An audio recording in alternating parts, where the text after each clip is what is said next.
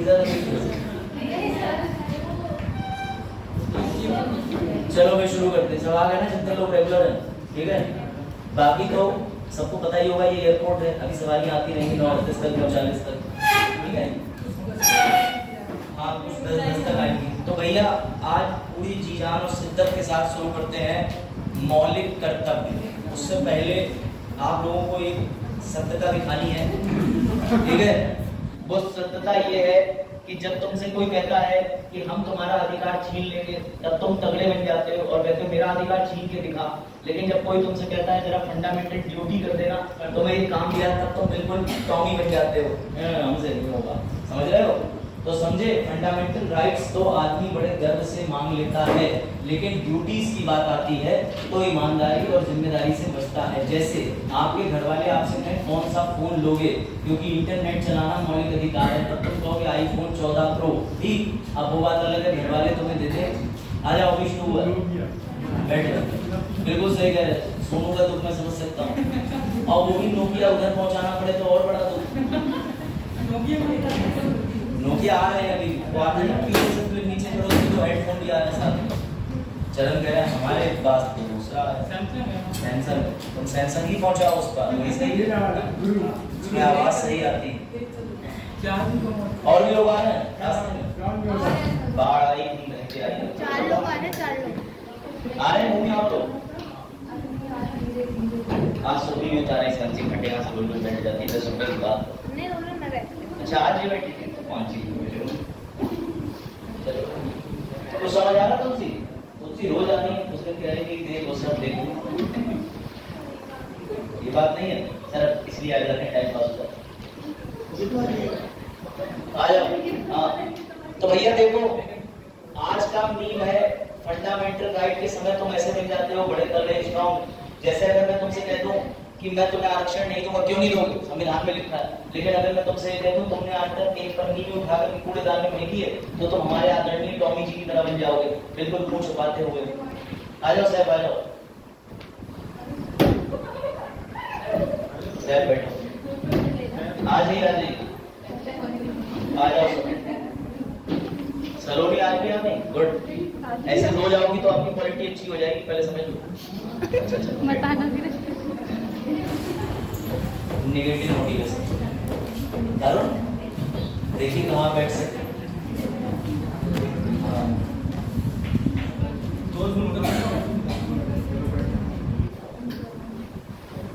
कोई बात नहीं, कंबाइन हो जाओ।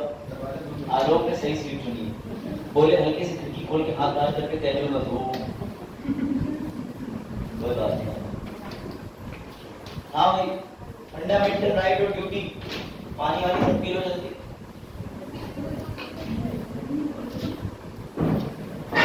आ जाओ। आज स्पेशली कुछ लोगों को टीका लगा हुआ है, क्या बात है? अच्छा, भंडारा और सम्मान मिला 10 का नोट है, कोई बात नहीं, गोरखा पहन जाओ, सम्मान जरूरी है। कन्याओं को दे दीजिएगा, हम ले लेंगे। चलो हाँ अब चलो शुरू करें, जितने लोग आने थे मेजोरिटी आ चुकी, क्लास में पढ़ चुका है। अब देखो भैया सामने समझो, स्थिति ऐसी होती है कि जब तुमसे कहा जाए कि मौलिक अधिकार, तब तुम कहते हो है मेरा अधिकार छीन के दिखाओ, मैं तुमसे लड़ाई करने को तैयार हूँ। लेकिन जब तुमसे कहा जाता है कि तुम्हारे अधिकार जो तुम्हें मिले हैं, लेकिन तुम्हारी उसके पीछे कोई ड्यूटी है, अब वो ड्यूटी करो, तब तुम ऐसे बन जाते हो एकदम निर्लज्ज लाचार। हमारी ड्यूटी, हम कोई ड्यूटी करना जानते ही नहीं। लेकिन सवाल ये आता है कि क्या ओरिजिनली संविधान के अंदर मौलिक कर्तव्य थे या बाद में डाले गए? कौन बताएगा? क्या मौलिक, आप सभी ने मौलिक अधिकार पढ़े, अनुच्छेद 12 से 35 तक, राज्य के नीति निर्देशक तत्व भी पढ़े 36 से 51 तक। आज हम जो टॉपिक कवर करेंगे वो है मौलिक कर्तव्य, जो कि अनुच्छेद 51 का ए है। तो मेरा सवाल आपसे ये है कि वो ओरिजिनल थे या डाले गए संविधान में? बिल्कुल सही, कौन से संविधान संशोधन से डाले गए? इसका पुराना है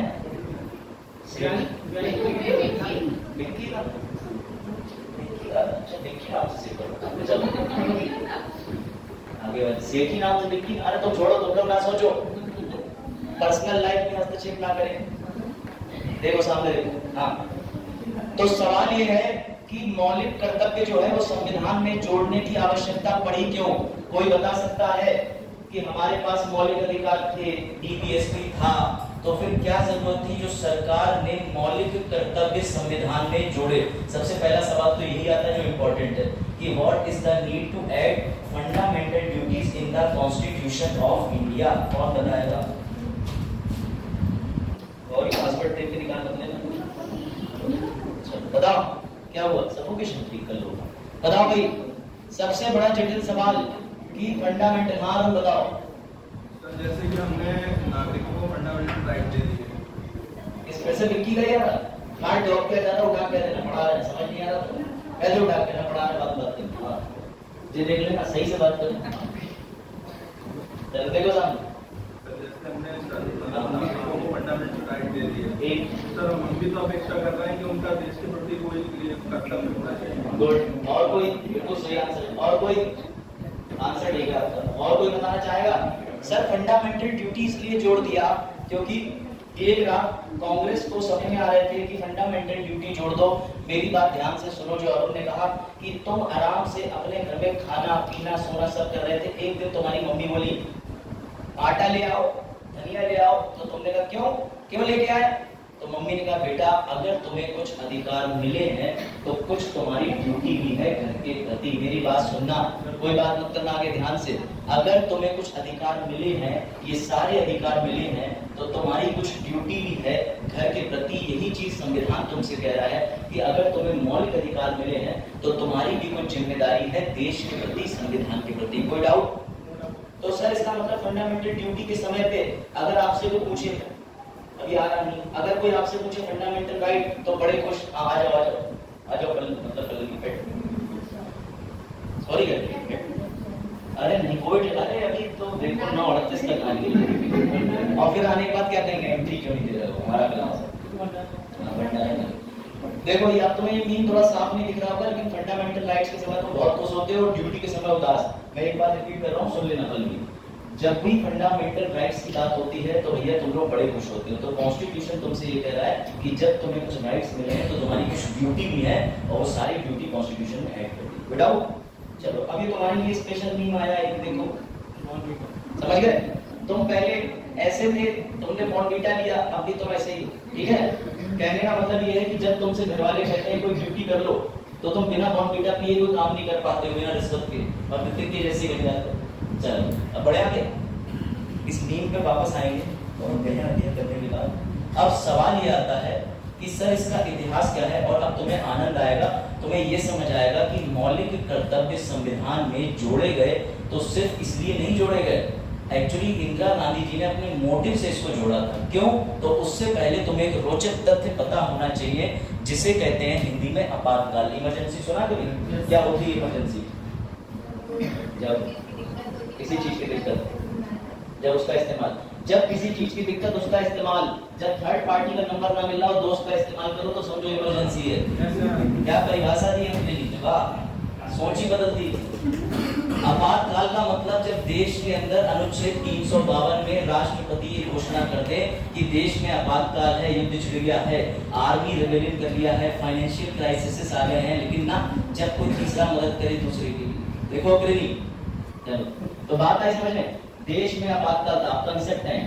फंडामेंटल ड्यूटीज डालने के लिए इंदिरा जी ने एक काम करा, आ जाओ, और वो काम करने से पहले देश के अंदर चल रही थी इमरजेंसी आपातकाल। सर कौन सा आपातकाल चल रहा था? तो भैया तुम्हारे लिए पूरी घटनाक्रम में लिख के लाया हूं, मुझे पता है तुम घर पे नहीं चीजें देखोगे। तीनों लोग दिखाओगे तुम हाजिर नहीं रहते। देखो सर 21 महीने आपातकाल चला था। सर आपातकाल क्यों लगा था? क्योंकि इंदिरा जी ने चुनाव लड़ा था, राजनारायण जी ने चैलेंज करा था, इलाहाबाद हाई कोर्ट में राजनारायण ने उनका चुनाव खत्म करा दिया। लेकिन जिस दिन इंदिरा जी के पास आदेश आया कि कल से तुम्हें अपनी पीएम की सीट खाली करनी है, तो उन्होंने कहा लास्ट टाइम तक पावर मेरे हाथ में है, और उन्होंने लास्ट टाइम पे फखरुद्दीन अली अहमद से कहा कि तुम आपातकाल लगा दो। इस वजह से इंडिया में उस समय इमरजेंसी लग गई थी, जो लगी थी 25 जून 1975 को और चली थी 21 महीने यानी 21 मार्च 1977 तक। कोई डाउट? इस इमरजेंसी से सबसे ज्यादा समस्या जो थी वो हो रही थी पढ़े लिखे वर्ग को, यानी वकीलों को, लोगों को। ये उस समय का अखबार, ठीक है ना, इसके मैं कटिंग लेके आया हूँ। उस समय इंडियन हेराल्ड आता था, तो देखो जेपी, मोरारजी, आडवाणी, अशोक मेहता, वाजपेयी, सबको अरेस्ट कर दिया था इमरजेंसी के समय पर और सबको उठा के जेल में डाल दिया।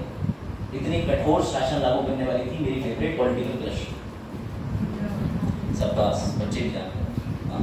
तो समझे, तो मोरारजी देसाई, आडवाणी, सबको इन्होंने कर दिया। लोग इतना इमरजेंसी में घबराते थे, इमरजेंसी में राष्ट्रगान गाने पे बैन, कपड़े पहनने पे बैन। सब लोग पहनते क्या थे, कपड़े का मतलब वर्दी, यूनिफॉर्म पहनने पे बैन था। और भी तरह तरह की चीजें, तुम बाहर निकल जाओ, कोई तीज त्योहार मनाओ, उस पर भी प्रतिबंध लगा दिया था इंदिरा जी ने। जब लोग इतना फ्रस्ट्रेटेड हो गए, इतना ज्यादा गुस्से में आ गए, तब मुबारक हो लोगों ने डिमांड करना शुरू कर दी कि मैडम हमारे भी कुछ फंडामेंटल राइट्स हैं, और उन्होंने प्रेस के जरिए मांगना शुरू कर दिए मौलिक अधिकार दो, मौलिक अधिकार दो। सर कैसे मांगे? ऐसे। कैसे मांगे? ऐसे। उन्होंने कहा मौलिक अधिकार दो, तो इंडियन नेशनल कांग्रेस ने कहा इट्स अ गुड आइडिया, और तब कांग्रेस ने दिमाग लगाया और कांग्रेस ने कहा बड़ा ड्यूटी को, बड़ा राइट्स कर रहे हो, बड़ा राइट्स कर रहे हो, आओ तुम्हें राइट्स से पहले तुम्हारी ड्यूटी याद दिलाते हैं। तब इंदिरा जी ने कहा फंडामेंटल राइट्स तो तुम्हें देंगे, लेकिन साथ में ड्यूटी भी बना के देंगे। तो मुबारक हो, 42nd अमेंडमेंट में 42वें संविधान संशोधन 1976 में इंडियन नेशनल कांग्रेस ने फंडामेंटल राइट से गुस्से में आके कि तुम मांगे पड़े हो मौलिक अधिकार, हम कुछ भी पहन नहीं रहे, कुछ भी बोल नहीं रहे, कुछ भी खा नहीं रहे, न्यूज़पेपर नहीं छापने दे रही हो, हमारी चीजें हमें दो जो संविधान में लिखी हैं। तो रिटेलिएशन में, रिटेलिएशन का मतलब बदले में या जवाब के तौर में इंदिरा जी ने एंटर कर दी कॉन्स्टिट्यूशन में फंडामेंटल। अब समझ आया कंसेप्ट कि नहीं? बताओ। तो समझे, देखो इसे कहते हैं एडवोकेसी। इनको सब पहचान रहे हैं लेकिन इनका चेहरा भी छुपा दिया। समझ रहे हैं? इस कॉल्ड ब्रिलियंस। आ जाओ बताओ, कहाँ थे तुम? आए तो साथी थे। अच्छा, वेद प्रकाश जी से पूछ रहे हो तुम क्यों नहीं पढ़ लेते, तुम्हारे क्यों नहीं अटेंड देते, बैठे तो आ रहे थे तो तुम बता देते रास्ते में, हम भी तुम्हारे से उधर खा लेते। तुम्हें क्या लगा हम खिलवाते? इतना पैसा सिकंजी पी रहे थे, तुम यहाँ बैठे बैठे सिकंजी दिख रही है। चलो भाई देखो, वजह फिर से समझो। जब इमरजेंसी लगी, ये चार्ट याद कर लेना, इसे स्लाइड में मिलेगा, तुम्हें इसे देखते ही याद आ जाना चाहिए कि फंडामेंटल ड्यूटी संविधान में क्यों डाली। सर नेशनल इमरजेंसी के समय पे सब कह रहे थे मुझे, समझ गया ना, क्या दो? मौलिक अधिकार। भावनाओं में मत बह जाना, इन्हें कुछ और मांगा था टीवी पे, तो सबने कहा मौलिक अधिकार दो, मौलिक अधिकार दो। तो इंदिरा जी ने कहा, देखो इंदिरा जी ने कहा कि मौलिक अधिकार इकट्ठे ही ले लो बेटा, लेकिन उससे पहले तुम ये बताओ कि तुम मुझसे राइट्स चिल्ला रहे हो, तुमने आज तक देश के लिए क्या करा है जो उन्होंने कहा था, और वही बन गई फंडामेंटल ड्यूटीज। और तब इंदिरा जी ने ये काम अकेले नहीं करा, उन्होंने अपने बेस्ट मिनिस्टर की टीम बनाई साबित, क्योंकि आपको पता है कोई भी लॉ बनाने से पहले, कोई भी संविधान संशोधन करने से पहले उन्हें मिनिस्टर्स के साथ बैठ करके डिस्कशन करना होता है, बिल बनाना होता है, ड्राफ्ट बनाना होता है, तभी तो पास होगा, है नहीं? तो उन्होंने क्या करा, उन्होंने सबसे पहले अपने काबिल लोगों की टीम बनाई, और उस काबिल लोगों की टीम में जो व्यक्ति सबसे इंटेलिजेंट था, जिसने पूरा कंट्रोल करने की बात करी, उसका नाम था स्वर्ण सिंह कमेटी। और मैं नेशनल हेराल्ड न्यूज़पेपर से यूनिवर्सिटी ऑफ ब्रिटेन की एक वेबसाइट है, वहां से एक और फोटो निकाल के आया हूं, जिससे तुम्हें पता चल जाएगा कि ये मैडम के कितने नजदीक, बड़ी बड़ी पार्टीज पे अटेंड करते थे। समझ गए? काम उसी को दिया जाता है जो काम करता है, समझे? वो करे काम का होता है, समझे? चरण समझे तो नहीं? कल रात तुम ऐसी ऐसी मीम लगा रहे थे स्टेटस पे, पहली बार, हमें पहली बार दिखा था, अब प्राइवेसी हटा दी होगी।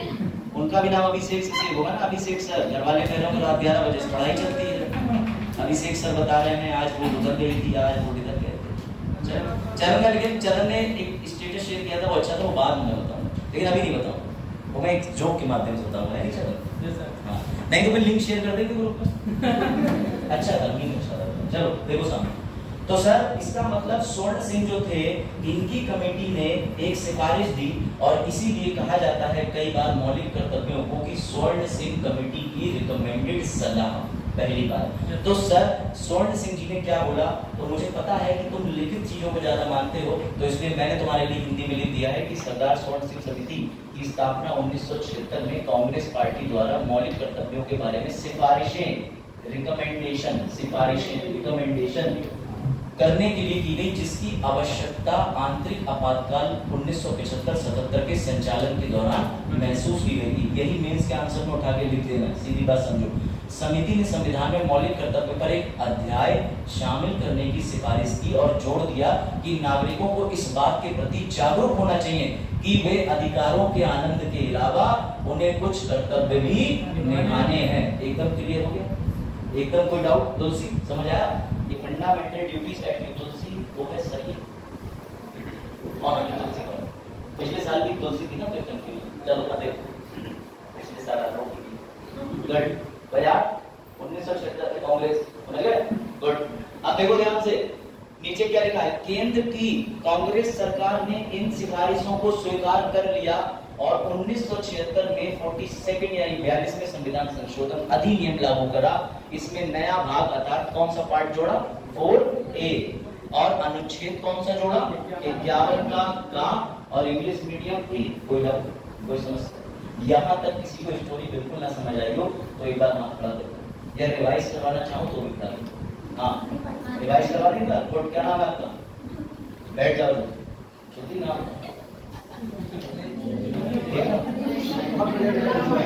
देखा जो रोशनी नाम की लड़की खड़ी हो जाए। चलो भैया आ जाओ। चलो मैं दोबारा रिवाइज कर देता हूँ, ठीक है? वैसे ही मैं बोर्ड की टीचिंग को थोड़ा मिस भी कर रहा था। आ जाओ। तो ध्यान से सुनना ज्योति, ये रहे तुम्हारे मौलिक अधिकार यानी फंडामेंटल राइट, जो कहां से दिए हैं? 12 से 35 तक। ठीक। एक दिन मैंने ज्योति से फोन करके पूछा कि ज्योति आजकल तुम बड़ा खुश हो। बोले सर मेरे पास बहुत अधिकार है। मैंने कहा कैसा अधिकार? बोली वोट डालने का अधिकार। बता क्या हुआ? तुम पल्लवी से क्या पूछ रहे हो? क्या बता रहे हो? अच्छा बोर्ड के लिए कह रहे हो? प्रोजेक्टर के लिए? वो लाइट नहीं है, वो भी कुछ नहीं कर सकते। लगा तुम सामने देखो। इस बार तुम लोग सब डिग्री लेके निकलोगे, इसलिए इधर देख लो, तुम्हारी डिग्री में आंच ना आ जाए। देखो समझो फिलहाल। तो ज्योति ने कहा सर मेरे पास विभिन्न अधिकार है। मैंने कहा ज्योति कौन कौन से अधिकार? बोली सर मैं फ्रीडम ऑफ स्पीच, कुछ भी बोल सकती हूँ, लिख सकती हूँ, ब्लॉग बना सकती हूँ, किताबें लिख सकती हूँ, कहानी लिख सकती हूँ। मैंने कहा वाह। और बोली निष्ठा का अधिकार। तो मैंने कहा ज्योति तुम फायदे की बात तो सारी बता रही हो, लेकिन आज तक तुमने देश के लिए करा क्या? तो ज्योति का बड़ा क्रूरता के साथ, स्ट्रिक्टनेस के साथ जवाब था, जब संविधान में कुछ करने को लिखा ही नहीं तो मैं करूं क्या?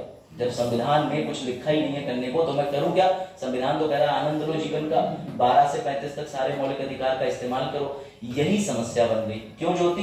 क्योंकि 1975 में इंदिरा गांधी गवर्नमेंट ने देश में अपनी सरकार जब गिर गई तो उन्होंने लगाया आपातकाल, विच इज कॉल्ड इमरजेंसी। कोई डाउट? तो इंदिरा गांधी से पास भी ज्योति पहुंच गए। इन्होंने कहा कि मैडम आपातकाल अपनी जगह, मेरा आर्टिकल 19, 20, 21, 22, 23, 24 सब है, सारे के सारे अधिकार दे दो, नौकरियों में आरक्षण भी दे दो। तो इंदिरा जी ने भी मेरी वाली बात रिपीट कर दी। बोले ज्योति तुम इमरजेंसी के दौरान फंडामेंटल राइट्स तो मांग रही हो, पर तुमने देश के लिए किया ही क्या? तो ज्योति ने फिर से यही जवाब दे दिया, जब कुछ लिखा ही नहीं है करने को तो मैं करूं क्या? तो ये बात, हाँ ठीक लाइट आ गई, देखो ध्यान। तब इंदिरा जी ने कहा कि अभिषेक मजबूर थे क्योंकि वो एक टीचर थे, but I am state article 12 और मैं तुम्हें बताती हूँ कि संविधान में करने के लिए बहुत कुछ है। और उन्होंने ये सारी की सारी जिम्मेदारी दी हमारे गोल्डन मैन को यानी स्वर्ण सिंह जी को, और स्वर्ण सिंह जी ने सिफारिशें दी और मुबारक हो वो सारी की सारी सिफारिशें कहलाई FD फंडामेंटल ड्यूटी, मौलिक कर्तव्य। बात आई समझ में ज्योति? और ये कब जोड़ा गया? जब 1975 की इमरजेंसी 1975 से 77 के बीच में इमरजेंसी 21 महीने चली, 1976 में फंडामेंटल ड्यूटीज ऐड कर दी गई। कोई डाउट? अब सर इनको हम ऐड करेंगे तो हमारे संविधान में 36 से लेके 51 तक ऑलरेडी घिरा हुआ है, 52 से लेके 53, 54, 55, 56 प्राइम मिनिस्टर तक, प्रेसिडेंट तक घिरा हुआ है, तो हम कहाँ जोड़े? तो इंदिरा जी ने कहा कि बचपन में भूल गए, तुम ऐसे कर देते थे, याद आया? जैसे स्वर्ण सिंह है तो ऐसे लगा दिया स्वर्ण जी सिंह, ये बनाते थे ना, परंतु ऊपर उठाने के लिए कोई चीज। तो उन्होंने कहा बेटा क्यों परेशान हो रहे हो, इस 51 और 52 के बीच में परंतु लगा के बना देते हैं 51 का। कोई डाउट? अब समझे? चलो प्रोजेक्ट चालू कर लिए, इसी बात करो करो पैटर्न वही चरण की है कि इन्हें देखा नहीं ना दोनों साथ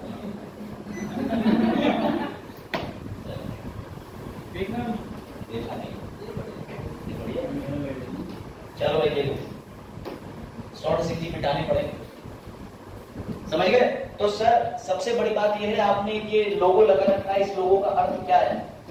बरेली में एक बड़ी रोचक घटना हो गई, वहां उसमें किसी ने परमानेंट मार्कर रख दिया और मैंने बोर्ड पे लगा दिया। अब वो परमानेंट मार्कर मिटे ना, बच्चे अलग बेचारे गीले कपड़े से परमानेंट मार्कर कर रहे हैं, लड़कियां फूंक फूंक के मिटा रही है, कैसे मिट जाएगा, कुछ होता है।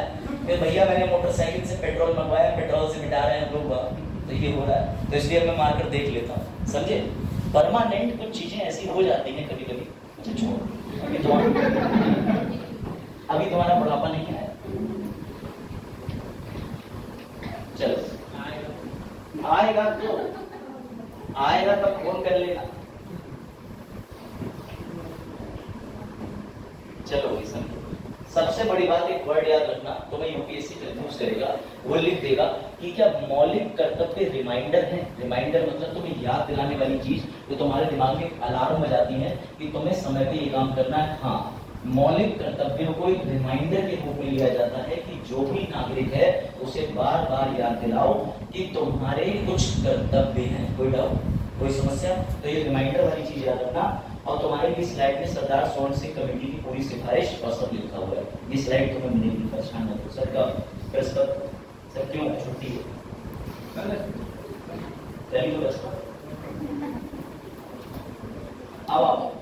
अब इसका पोस्टमार्टम करेंगे। सर कैसे?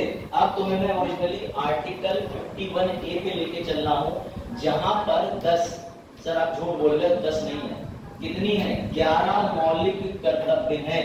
लेकिन ध्यान से सुनना, अगर क्वेश्चन आ जाए, ध्यान से सुनना, अगर क्वेश्चन आ जाए, इधर आगे अग्रणी और शिवांशी सुनना, आंसर पूछेंगे, ठीक? अगर सवाल आ जाए कि ओरिजिनली यानी कि मूलतः संविधान में कितने मौलिक कर्तव्य जोड़े गए थे, तो 11 पे टिक मारोगे या 10 पे? 10 पे। सर क्यों?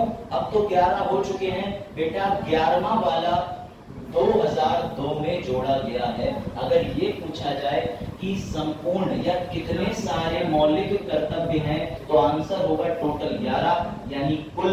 और अगर पूछा जाए कि मूलतः ओरिजिनली कितने फंडामेंटल ड्यूटी डाली गई थी, तो फिर भैया सीधे के सीधे 10। सर एक डाउट है, डाउट क्या ये रटने हैं? रटे? हाँ रटना भैया, तो पूरी तरीके से इसलिए लिखा हुआ है सामने, एक एक ड्यूटी रटे के हो, तो हाँ जी रटना है भैया, समझिए? अब सुनो ध्यान से, ये जितने भी 11 हैं हम अभी डिस्कस करने वाले हैं, उसके लिए ये समझ लो यूपीएससी ने 2021 और 20 में सीधे लाइन लिख के पूछी थी, सीधे कि भारत की संप्रभुता, एकता, अखंडता को बनाए रखें, उसकी रक्षा करें। ये कहाँ लिखा है? अब सुनो ध्यान से, जिसने फंडामेंटल ड्यूटी छोड़ दी उसे याद आएगा सर ऐसा कुछ प्रियम्बल में भी लिखा हुआ है। अब वहां पर उन्होंने ऑप्शन में प्रियम्बल भी दिया, फंडामेंटल ड्यूटी भी दी, राइट भी दिया। अब तुम्हें कंफ्यूज करने के लिए भारतीय रासुका अधिनियम में लिख दिया ऑप्शन में। अब तुम बिल्कुल भूल गए कि रासुका में तो होगा ही होगा, प्रियम्बल में भी लग रहा है, फंडामेंटल राइट में भी लग रहा है, लेकिन वो उन तीनों में नहीं है। उसका आंसर बना मौलिक कर्तव्य। तो तुम्हें इनकी लैंग्वेज हिंदी में रटी होनी चाहिए और अंग्रेजी वालों को अंग्रेजी में रटी होनी चाहिए, ठीक है? और चिंता ना करो, मेंस के 3 क्वेश्चन निकाल के लाया हूं जो आ चुके हैं, उस पर भी डिस्कशन होगा फंडामेंटल ड्यूटी से। कोई डाउट नहीं है? तुलसी समझ आया? कितनी ओरिजिनली कितने कर्तव्य जोड़े गए थे? मूलतः 11 में जोड़ा गया। तुलसी बैठ पीछे नहीं, लेकिन वो आगे थी 82। चलो भैया पहले वाले में आ जाओ। अब तुम्हें एक ट्रिक में बता दे रहा हूँ, वो समझ लो। उससे पहले तुम एक फॉर्मूला देखो। सर सीसेट, हाँ कुछ ऐसे सवाल तुम लोगों ने देखे होंगे जब तुमने बैंकिंग एड पैट टेट दिया होगा। एक से तीसरी और एक लड़की बैठी है, चौथी और रमेश बैठे हैं, चौथे के सामने पिंकू बैठे हैं, पिंकू के सामने कोई और बैठा है। देखिए सवाल, कतई कंफ्यूज होने की जरूरत नहीं है, बहुत आसान रीजनिंग है। मेरी बात समझना, जितने भी मौलिक कर्तव्य हैं उनको 2 गिरोह में बांट दो, ग्रुप ए दूसरा बी। कितने हैं टोटल? मैंने लिख दिए हैं 5 ऊपर 5 नीचे। बस तुम्हें सम और विषम संख्या बचपन में पढ़ी है, 1 3 5 7 9 ये संख्या होती है ऑड, और इवन संख्या कौन सी होती है? 2 से कट जाए 4 6। तो भैया जो ऑड वाली संख्या है विषम, 1 3 5 7 9 वो मैंने लाल पेन से लिखी है, और जो इवन है 2 4 6 8 10 मैंने सम संख्याएं नीले से लिखी। सर आपने ऐसा इनके अंदर जो है रंग भेद क्यों करा? तो बेटा रंग भेद मैंने इसलिए करा कि मुबारक हो तुम्हें, जितने भी मौलिक कर्तव्य लाल से लिखे हुए हैं, यानी कि पहला वाला और जो थर्ड हाईलाइटेड है 5वां वाला, इन सब पे भारत में विधि है और जो इन वाले हैं उन पे कोई लॉ नहीं है, चाहे तुम पालन करो या ना करो। मेरी बात फिर से समझना।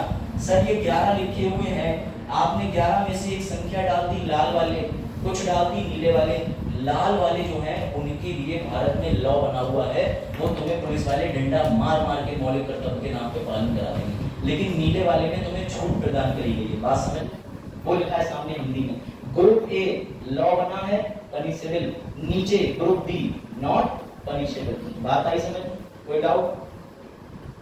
सर 11वें का क्या होगा, ये भी तो पूछ सकते हो। सर आपने 10 1 से लेके 10 तक तो विभाजित कर दिए बेटा, 11वें का कुछ नहीं होगा। 11वां वाला जो जोड़ा गया था वो 2002 में जोड़ा गया था, उस पे भी विधि बन चुकी है, वो मैं अलग से बताऊंगा। शुरू करें? यहाँ पर किसी को कोई डाउट? जो अभी आया वो उससे पहले वाले, अभी तो इनको थोड़ा टाइम लगेगा। क्या नाम है वो? सोनकर सॉरी सब नहीं याद रहेगा। भावना सोनकर। बड़े आगे मुस्कान समझ आया कुछ? मुस्कान बताओ ये बोल क्यों है? मुस्कान क्यों से नाम बदलवाने? अरे देखा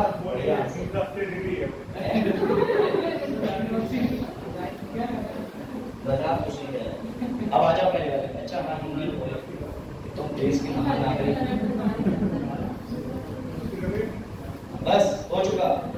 अब सुनो भैया, देखो और बोर्ड की तरफ ज्यादा देखना। सर मौलिक कर्तव्यों के कुछ महत्व सुनो। मेंस में फंडामेंटल ड्यूटी पे क्वेश्चन आ चुका है और क्वेश्चन आएगा कि फंडामेंटल ड्यूटीज के फायदे बताओ और उनकी आलोचना भी करो। सर इनकी कोई आलोचना भी है? हाँ जी, पहले फायदे सुन लो तुम्हारे लिए। सबसे इंपॉर्टेंट क्वेश्चन ये कहां से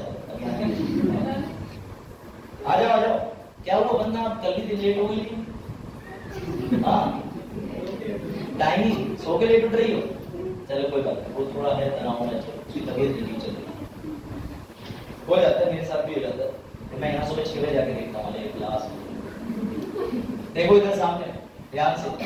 सर मौलिक कर्तव्य के महत्व बताइए, फायदे बताइए। तो मौलिक कर्तव्य का सबसे पहला फायदा सुन लो जो तुम्हें कोई नहीं बताएगा। सिर्फ नागरिकों के लिए मौलिक कर्तव्य है। मैं अपने चीन वाले मित्र को यहाँ बुला के कह दूं कि तुम मेरे बदले की ड्यूटी पूरी कर दे, तो सरकार कहेगी बेवकूफ, जब फंडामेंटल राइट्स का फायदा भी तुम ही ले रहे हो। कौन से 15, 16, 19, 29, 30 का, तो फिर विशेष तरीके से तुम्हें ड्यूटी करनी होगी। और सिर्फ सारे की सारी फंडामेंटल ड्यूटी मौलिक कर्तव्य किस पे लागू होते हैं? नागरिकों पे। यानी तुम्हारा अमेरिका वाला दोस्त आराम से कुर्सी डाल के बैठ के तुम्हें देखेगा ड्यूटी पूरी करते हो। समझ गए? कोई डाउट? उसके बाद दूसरा फायदा समझो, ये राष्ट्र के विरोध में और असामाजिक गतिविधियों पे रोक लगाते हैं। इंग्लिश वालों समझ लो, अग्रणी।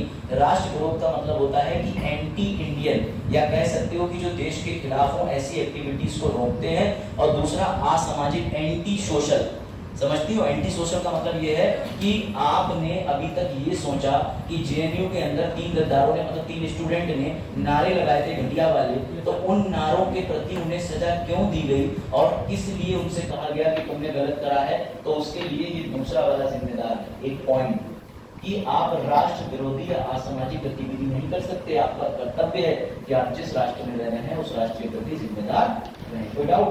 सर तीसरा नागरिकों को प्रेरित करता है कि तुम अनुशासन, डिसिप्लिन लो। बात आई समझ में? सर चौथा ये कि किसी कानून की वैधता को जांचने में भी काम आता है। और ऐसे ही 4 पॉइंट डाल के तुम्हारा यूपीएससी प्री 2024 एक क्वेश्चन बना देगा और चारों चीजें लिख देगा। इसलिए समझो कि इंपॉर्टेंस से चारों पॉइंट उठाएगा, लिख देगा और नीचे लिखेगा 1 2 3 4 ऑल, केवल एक, केवल दो या अगले साल 2025, क्योंकि उस समय तुम्हें आंसर नहीं होगा तो ये भी ऑप्शन डालेगा यूपीएससी की 2025 वाला दे रहे हैं, तो हमें पढ़ना ही नहीं है। तो इसलिए समझ लो ये ABCD करके जो खेल है वो तुम्हारे सामने ही है, इन्हीं सवाल बनते हैं। समझे? बढ़िया आगे। सर आलोचना भी होती है। हाँ जी, आलोचना भी होती है। कैसे आलोचना? ऐसे कि प्रियम्बल के अंदर इतनी अच्छी बातें लिखी हुई हैं, लेकिन पल्लवी मुझसे बोली कि सर प्रियम्बल की सारी चीजें पूरी नहीं हो रही, चलो कोर्ट चलते हैं। मैंने कहा बेटा नहीं जा सकते। क्यों? क्योंकि प्रियम्बल कोर्ट नहीं ले जाया जा सकता। ऐसे ही फंडामेंटल ड्यूटीज पे शिवांशी बोली कि सर फंडामेंटल ड्यूटी ना ये भी पूरी नहीं कर रही, ये भी नहीं कर रहा। मैंने कहा हम कोर्ट नहीं जा सकते। बात आई समझ में? तो जैसे प्रियम्बल को न्यायालय नहीं ले जा सकते चैलेंज करने, ऐसी ड्यूटीज को चैलेंज करने कोर्ट में नहीं जा सकते। लेकिन चरण बोले सर मेरे साथ भेदभाव हो रहा है, समानता नहीं हो रही है, क्या ये कोर्ट जा सकते हैं? हाँ, क्योंकि ये फंडामेंटल राइट्स में कवर हो रहा है। सिंपल सी बात है। अब आ जाओ भैया, ये देखो साफ साफ लिखा है यूपीएससी के लिए मौलिक कर्तव्यों के बारे में कुछ तथ्य। 2 सेंटीमीटर क्या लिखा तो था। चलो देखो ध्यान से सुनना। फंडामेंटल ड्यूटी सभी नागरिकों के लिए 2 तरीके के कर्तव्य बताती है। पहला जो नागरिक कर्तव्य करेंगे और दूसरा नैतिक कर्तव्य। ये दोनों तुम्हें अभी बिल्कुल ना समझ में आए, मैं चाहता हूँ। जैसे हम लोग अभी 1 2 3 4 5 6 7 8 पढ़ेंगे तो तुम्हें ये नैतिक और नागरिक का अंतर अपने आप समझ आ जाएगा। बढ़िया, मैंने जो ऑड और इवन पॉलिसी बनाई है वो ऑड और इवन पॉलिसी ये है कि कुछ नैतिक है जिनमें तुम्हें सजा नहीं मिलेगी, कुछ नागरिक के लिए है जिनके लिए तुम्हें सजा मिलेगी। कोई डाउट? आगे बढ़े। चलो भैया देखो सर मौलिक कर्तव्य कैसे हैं? ये तुम थे अपने 4 दोस्तों के साथ जंगल में बिना किसी जिम्मेदारी के। पिताजी ने तुमसे कह दिया बिजली का बिल क्या, समझ गए ना? ये वाला मीम देखा तुम लोग? नहीं देखा है बिजली का बिल वाला? नहीं देखा? नहीं देखा? पहले तो आज मीम की लिस्ट शेयर करी जाएगी। पहले मीम देखो तुम लोग, पता नहीं कहां किस टीचर से पढ़ रहे थे, मीम ही नहीं पता है। ठीक, हाँ बट आशीष चंचलानी का बड़ा फेमस मीम है कि बिजली का बिल क्या तेरे पापा भरेंगे।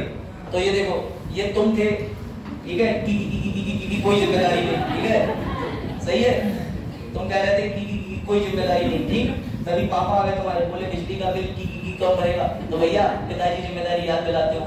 अब तुम इसे कंसीडर कर लो, ये है फंडामेंटल राइट की खुशी और ये है फंडामेंटल ड्यूटीज का। तो समझ में आया तुम्हें? आज का मीम पूरा हुआ। सर क्या हम यूपीएससी में डाल सकते हैं? हाँ, फिर 100 रुपए खर्च होंगे, अगले साल फॉर्म आएगा, अगले साल फॉर्म आएगा। अब देखो मैं तुम्हें एक थोड़ा सा ना इंटरेस्टिंग तथ्य बता देता हूँ। सर ये आपने स्लाइड के लिए इतनी मेहनत क्यों कर दी? बेटा पैसे मिल रहे, समझो, ठीक है? नहीं अलग से नहीं मिल रहा, कोई यूपीआई नहीं आ रहा, वहां नीचे डिस्प्ले नहीं हो रहा, बारकोड नहीं आ रहा जैसे यूट्यूब पे चलता है। बेटा हम तो निःशुल्क पढ़ाते हैं, कोने से बारकोड आ रहा है, उससे पैसे भी आ रहे हैं। चलो देखो ध्यान से। सबसे पहली बात तो ये है सर हमने फंडामेंटल ड्यूटीज कौन से देश से लेके अपने संविधान में डाली, कोई बता सकता है? सामने देश का नाम लिखा है तब भी नहीं बता पा रहे। कौन से देश से लेके डाली? भैया यूएसएसआर, जिसे तुम आज प्यार से जो कल पल्लवी के मुंह से निकलवाया था हमने बोल के, बेचारी बोली कुछ और थी, हमने फेमस कर दिया कुछ और, समझ गए? रशिया, समझ गए? रशिया, समझ गए? गुड। तो भैया यूएसएसआर 1970 में हमारे जो संबंध थे वो यूएसएसआर से बहुत बढ़िया चल रहे थे। क्यों? क्योंकि यूएसएसआर हमारा स्ट्रेटेजिक पार्टनर बन गया था। मैं तुम्हें आईआर पढ़ा रहा हूँ बस 2 मिनट का, इंटरनेशनल रिलेशन। अरुण बहुत ध्यान देना, इससे क्वेश्चन बनेगा 100%, मेंस में तो आना। रशिया हमारा बहुत बढ़िया दोस्त था। पहले रशिया नहीं था, सबको पता होना चाहिए कि पहले अलग अलग कजाकिस्तान, उज्बेकिस्तान, किर्गिस्तान देखते हो सब यूएसएसआर का हिस्सा थे। कोई इधर भागा, कोई इधर भागा, रूस बन गया। आज भी सबसे बड़ा देश कौन सा है वर्ल्ड में? कौन सा सबसे ज्यादा देश है? रशिया। रशिया के पास सबसे ज्यादा भूमि है। इंडिया में सबसे बड़ा देश, इंडिया में सॉरी सबसे बड़ा स्टेट कौन सा है जिसके पास सबसे ज्यादा भूमि है? शाबाश। सबसे ज्यादा आबादी किसके पास है? उत्तर प्रदेश। कोई डाउट? जितनी यूपी की आबादी है उतनी पूरे पाकिस्तान देश की आबादी है। तो हम लोग प्यार से कहते हैं कि सिर्फ यूपी वालों को भेज दो पाकिस्तान, काम हो जाएगा। समझे बात को? फैक्ट समझे? चलो अब वापस आओ। एक समय रशिया से हमारी इतनी अच्छी मित्रता चल रही थी और रशिया जो है ना, रशिया सोशलिज्म को बड़ा प्रमोट करता है, समाजवाद को। उसका मानना यह है work for the people, do for the people, live for the people और बस किल द पीपल, मतलब मदद करो पीपल की। तो यानी जितने भी पीपल हैं, हमारे पीपल वृक्ष की बात नहीं हो रही है, सुनो। अच्छा सर आज ही जाऊंगा पीपल के ऊपर लिख दूंगा रसिया, ठीक है? पीपल मतलब लोग, मेरे तुम्हारे जैसे जिंदा, 2 हाथ 2 पैर 2 नाक 2 आंख है। क्या लाइब्रेरी? क्या कुछ कह रही है आगे? लाइब्रेरी तुम कौन जा रहा है लाइब्रेरी? टाइम बताओ। हम और पैसे परेशान है 24 घंटे वाली लाइब्रेरी, ठीक है? कि हम लाइब्रेरी में बैठ के वर्ल्ड पॉलिटिक्स पढ़ेंगे। चलो देखो सामने देखो, बहुत हो गया जो कंसेप्ट है। तो रशिया से 1970 में हम बड़े प्रभावित थे। उसके बाद रशिया में सोशलिज्म का कंसेप्ट चल रहा था, तो रशिया से हमने समाजवाद से बड़े प्रेरित हुए। लेकिन जो भी सोशलिस्ट देश होते हैं वो जनता के लिए कुछ करते हैं। ज्यादातर उन देशों के अंदर उनके संविधान के अंदर मौलिक कर्तव्य भी होते हैं। मेरी बात समझना, जापान के अंदर फंडामेंटल ड्यूटीज हैं, यूएसएसआर रशिया की कॉन्स्टिट्यूशन में फंडामेंटल ड्यूटीज हैं। तो 1971 का इंडिया और पाकिस्तान का, आ जाओ जल्दी बैठो। लेट कैसे हो गए दोनों लोग? ट्रेन से आते हो? कोई बात नहीं, चलो आ जाओ। जो कंसेप्ट मिस हुआ है वीडियो में देख लेना, ठीक है? और लाइक सब्सक्राइब शेयर करें। बैठ। और यूपीआई कोड उधर चल रहा है, बगल में वेद प्रकाश जी बैठे, यूपीआई। चलो बैठ जाओ, सेटल हो जाए। अब जहाँ जगह मिल रही है वहाँ एडजस्ट हो जाएगी। वो समझ आ रहा थोड़ा बहुत? गुड। इधर आके मुस्कान उस बेचारी पढ़ ले तो हेल्प है। हो जाओ। तो देखो भैया तुम कैसे एडजस्ट हो गए? एक पढ़ाने की जिम्मेदारी बैठा दी थी।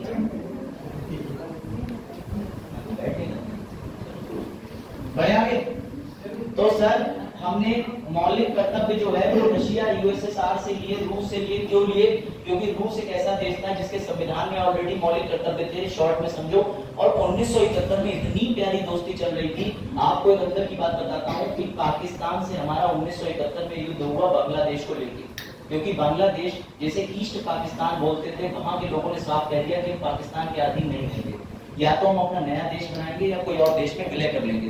तब इंडिया ने कहा कि तुम्हारी मर्जी, लेकिन हम युद्ध में तुम्हारी मदद करेंगे। और इंडिया की मदद यूएसएसआर ने भी करी थी। तो यूएसएसआर से हमारी दोस्ती हो गई थी जय वीरूबली। और तब इंदिरा जी ने यूएसएसआर को एक सम्मानित पदवी से देने के लिए, एक अच्छे से प्यार भावना व्यक्त करने के लिए समाजवाद का प्रभाव देखा और यूएसएसआर के कॉन्स्टिट्यूशन से उठाया मौलिक कर्तव्य। ये थी बचने की निंजा टेक्निक। ओरिजिनल चीज मैं तुम्हें पहले ही बता चुका हूँ कि लोग मौलिक अधिकार चिल्ला रहे थे, उन्हें उनकी ड्यूटी डालनी थी। लेकिन अगर तुमसे कोई टेक्निकली पूछता है, टेक्निकली का मतलब ये कि नहीं ये तो ख्याली बात हो गई, हमें कंसेप्ट समझाओ, तो उसके लिए स्लाइड दिखा देना। समझ गए? दोनों तुम्हें मैंने कारण दे दिए कि इंदिरा जी का रिवेंज और यूएसएसआर का प्रभाव। कोई समस्या? दोनों पॉइंट है। आप बांग्लादेश को अपने इंडिया में इसलिए निकलाया क्योंकि जो है 50 एमएल उधर से आई थी, 50 एमएल इधर से आई थी। अरे ट्रीटी हुई थी, उन्होंने मिलने से मना कर दिया। आप किसी देश पे कब्जा नहीं कर रहे थे, किसी देश का साथ दे रहे थे, किसी दूसरे देश के प्रति। समझ गए आप? प्रति दर पे। समझ गए? चलो भैया आ जाओ। तो फिर सर अब ध्यान से सुनिएगा, बड़ा इंपॉर्टेंट क्वेश्चन है। क्या फंडामेंटल ड्यूटीज हमारे संविधान में रहनी चाहिए, वैलिड है, इन्हें हटा तो नहीं देना चाहिए? तुम्हारी तरह 1980 में एक वकील साहब पहुंच गए, बोले मुझे लगता है कि फंडामेंटल ड्यूटीज किसी काम की नहीं है। तो मुबारक को सुप्रीम कोर्ट ने मिनेर्वा मिल मामले में बड़ा तीखा जवाब दिया और साफ कह दिया फंडामेंटल ड्यूटीज जो है वो संविधान का अभिन्न अंग है और रहेंगी। सीधी बात समझो, मिनेर्वा मिल केस 1980 में वैलिड करार दिया है। कोई डाउट? कोई डाउट? यानी अगर तुम्हारे दिमाग में धोखे से आया भी हो कि हम अपने मौलिक कर्तव्यों से बचने के लिए उसको न्यायालय में जाके हटवा दें, तो नहीं हटा सकते। सुप्रीम कोर्ट ने कह दिया है कि वो वैलिड है। इस आधार पे अभिन्न अंग और वैलिड है कि साफ साफ इससे पहले विशेषताओं में लिखा हुआ है कि संविधान का कोई भी लॉ बनाओगे तो मदद लोगे। दूसरी सबसे बड़ी चीज, क्या जितने संसाधन है, क्या ये तुम्हारा देश है, मेरा देश है, तुम्हारी ड्यूटी नहीं है कुछ देश के प्रति। और इसकी वजह से ही दिवाली पे पटाखों पे दिल्ली बैन लगा पाएगी। सर जब हमारी ड्यूटी है तो इससे जैसे मौलिक अधिकार हम लोग के ऊपर दिए गए हैं तो उसे उसी तरह से मौलिक कर्तव्य को भी दे देना चाहिए। उन्होंने नहीं, आपके कहने का मतलब क्या है? जैसे देखो मौलिक अधिकार तो एक हमारे ऊपर ऐसे होगा कि कोर्ट चले जाएंगे तो मौलिक अधिकार जैसे हमारे पास सुन लो सब लोग। अच्छा क्या कहते हैं, जैसे कि हम अपना जैसे उल्लंघन हो रहा है तो हम उसके लिए कोर्ट में जा सकते हैं। ठीक है। तो अगर मौलिक कर्तव्य का उल्लंघन हम नागरिक करते हैं तो उसके लिए हमें मतलब एक पनिशनेबल भी हो जाना चाहिए। बिल्कुल है, अनिवार्य रूप से तो नहीं है ना। है भैया, तुमने भी इसका मतलब ये फॉर्मूला नहीं समझा। ये देखो क्या लिखा है, टेबल 5 में है ना। वो 5 जो बचे हुए हैं वो ऐसे हैं कि कोई कर ही नहीं सकता। उसमें से एक पॉइंट ये जो पनिशेबल नहीं है कि तुम अपने क्षेत्र में एक्सीलेंस लाओ, यूनिवर्सिटी में गोल्ड मेडल लाओ, नहीं ला पाए तो सजा नहीं दे सकते। लेकिन बस यही है, अभी है सब। और नहीं बिल्कुल, ये वाला सवाल जो आप कह रहे हैं कि भाग क्यों है, वो मिनेर्वा मिल में पूछा था। तो सुन लो मेरी बात फिर से। मिनेर्वा मिल में ये चैलेंज कर दिया कि मौलिक कर्तव्य और मौलिक अधिकार के बीच में संबंध क्या है, रिलेशनशिप क्या है। तो न्यायालय ने साफ इस बात को माना कि अगर कोई भी चीज तुम्हें पॉजिटिव डायरेक्शन दे रही है, जैसे पर्यावरण संरक्षण अधिनियम भी अभी इससे निकलेगा, तुम्हें अपना फ्लैग झंडा तिरंगा बचा के चलना है, वो भी कर्तव्यों से निकलेगा। तो ये कोर्ट ने खुलेआम कह दिया कि हाँ, इस पे लॉ बना सकते हो, बाइंडिंग कर सकते हो, और ये अनिवार्य रूप से संविधान में होने चाहिए, क्योंकि प्रत्येक नागरिक का कर्तव्य है देश के प्रति। सिंपल सी बात, आपको ज्यादा नहीं जानना। सकते हैं। अभी रुको, तो ऐसा है, वही वाली बात हो जाती है, उनकी ट्रेन पे आगे आ जाते हैं। अभी रुको, ये देखो, मैं तुम्हें फिर दिखा दे रहा हूँ। ये देखो, नेशनल ऑनर एक्ट, तुम्हें अपना तिरंगा बचाना है, जीव जंतु नहीं मारने, पक्षी करने, मैं कह रहा हूँ कि कर सकते हो, वर्ड ले लो, तुम मोर मार के दिखाओ, सारस मार के दिखाओ। हाँ, मैंगो खा लेते कहाँ?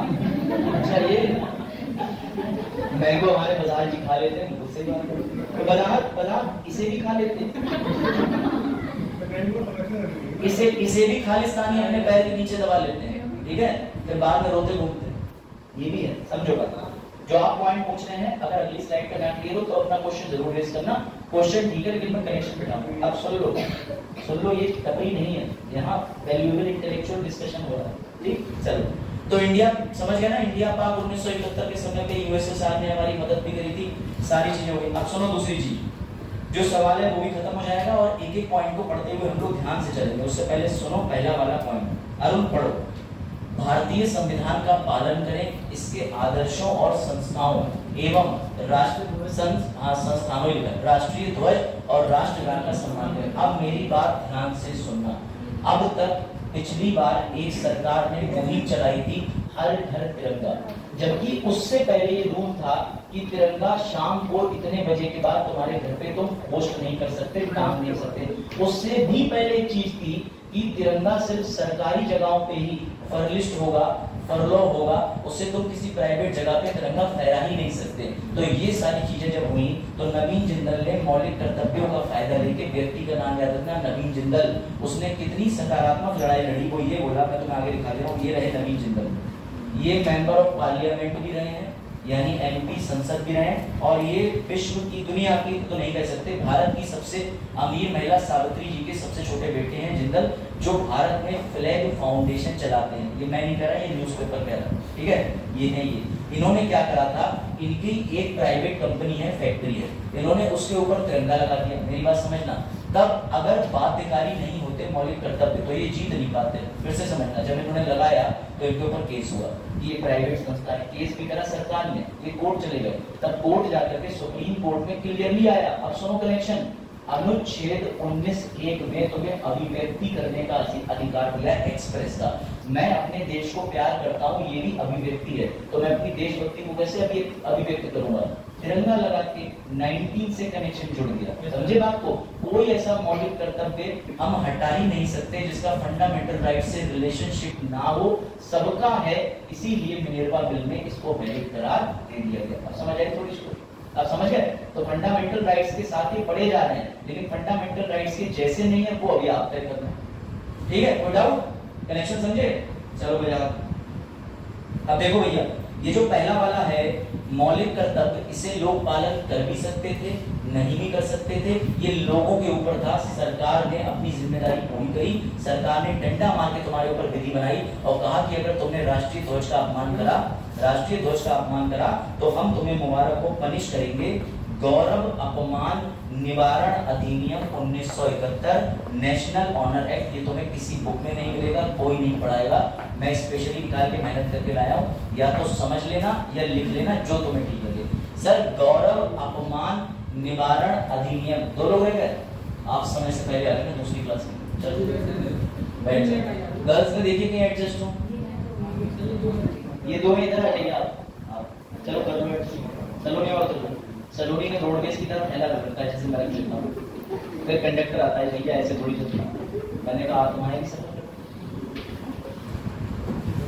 चलो आ जाओ। क्या? हाँ ले लो कुर्सी, अगर आपको लेनी तो जाओ, लेकिन ये देख लो आप थोड़ी बहुत देर बाद बैठ जाए।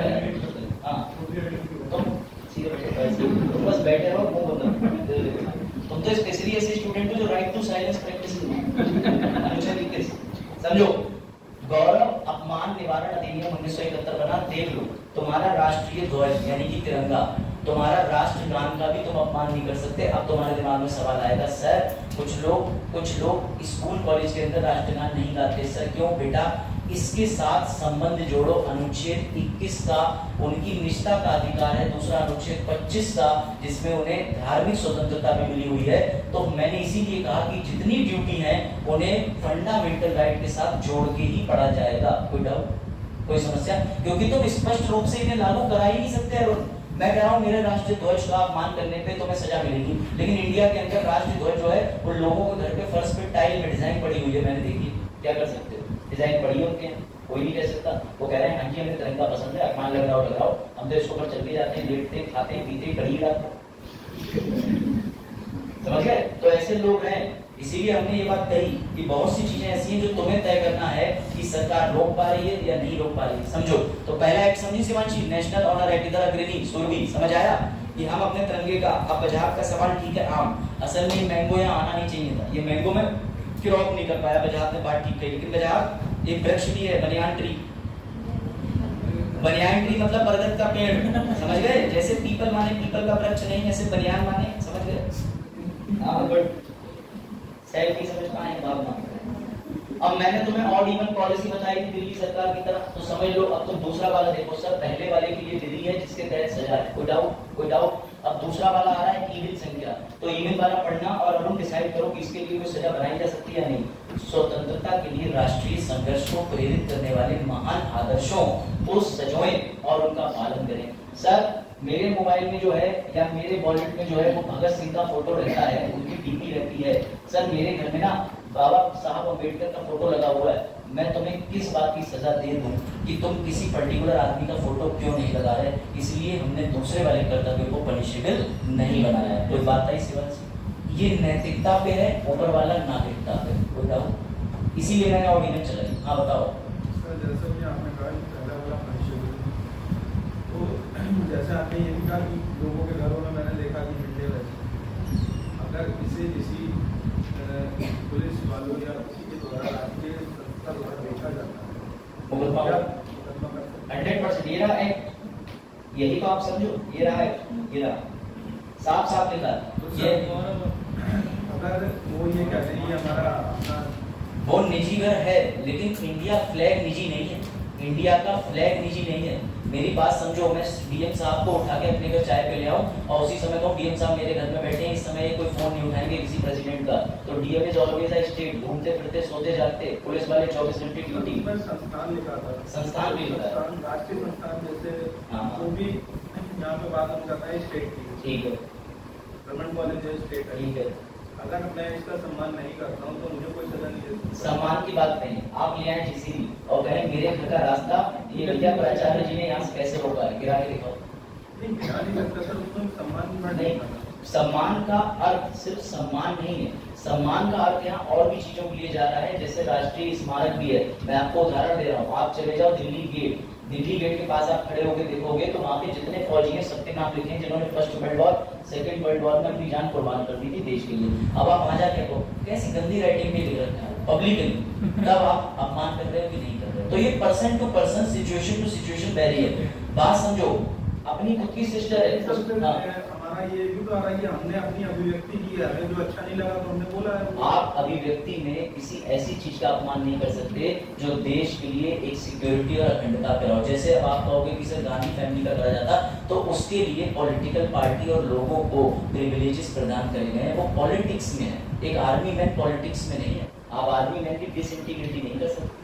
पॉलिटिक्स से जोड़ के देखो, अब राहुल गांधी जी अगर पॉलिटिक्स में है तो अच्छा काम करने के लिए 5 साल के लिए चुन रहे हो तो क्रिटिसाइज कर सकते हो, लेकिन तुम आपको फौजी खड़ा हो कहते हो चोर है, देश का पैसा खा रहे हैं, आपके प्रति अवमानना का नोटिस आ जाए, वो भी केंद्र भेजेगा। तो सर राहुल गांधी ने जब फौजियों पे सवाल उठाए थे तो उनके प्रति मैं बता रहा हूँ, उसके प्रति फौजियों ने कहा करो, लेकिन पॉलिटिकल तरीके से मुद्दा दब जाता है। अगर कोई अच्छा लॉयर हो और अगर इसी बात पे आ जाए कि मुझे ऐसी कमाई करनी है, तो फिर देश के 90% पॉलिटिशियन जेल में निकलेंगे।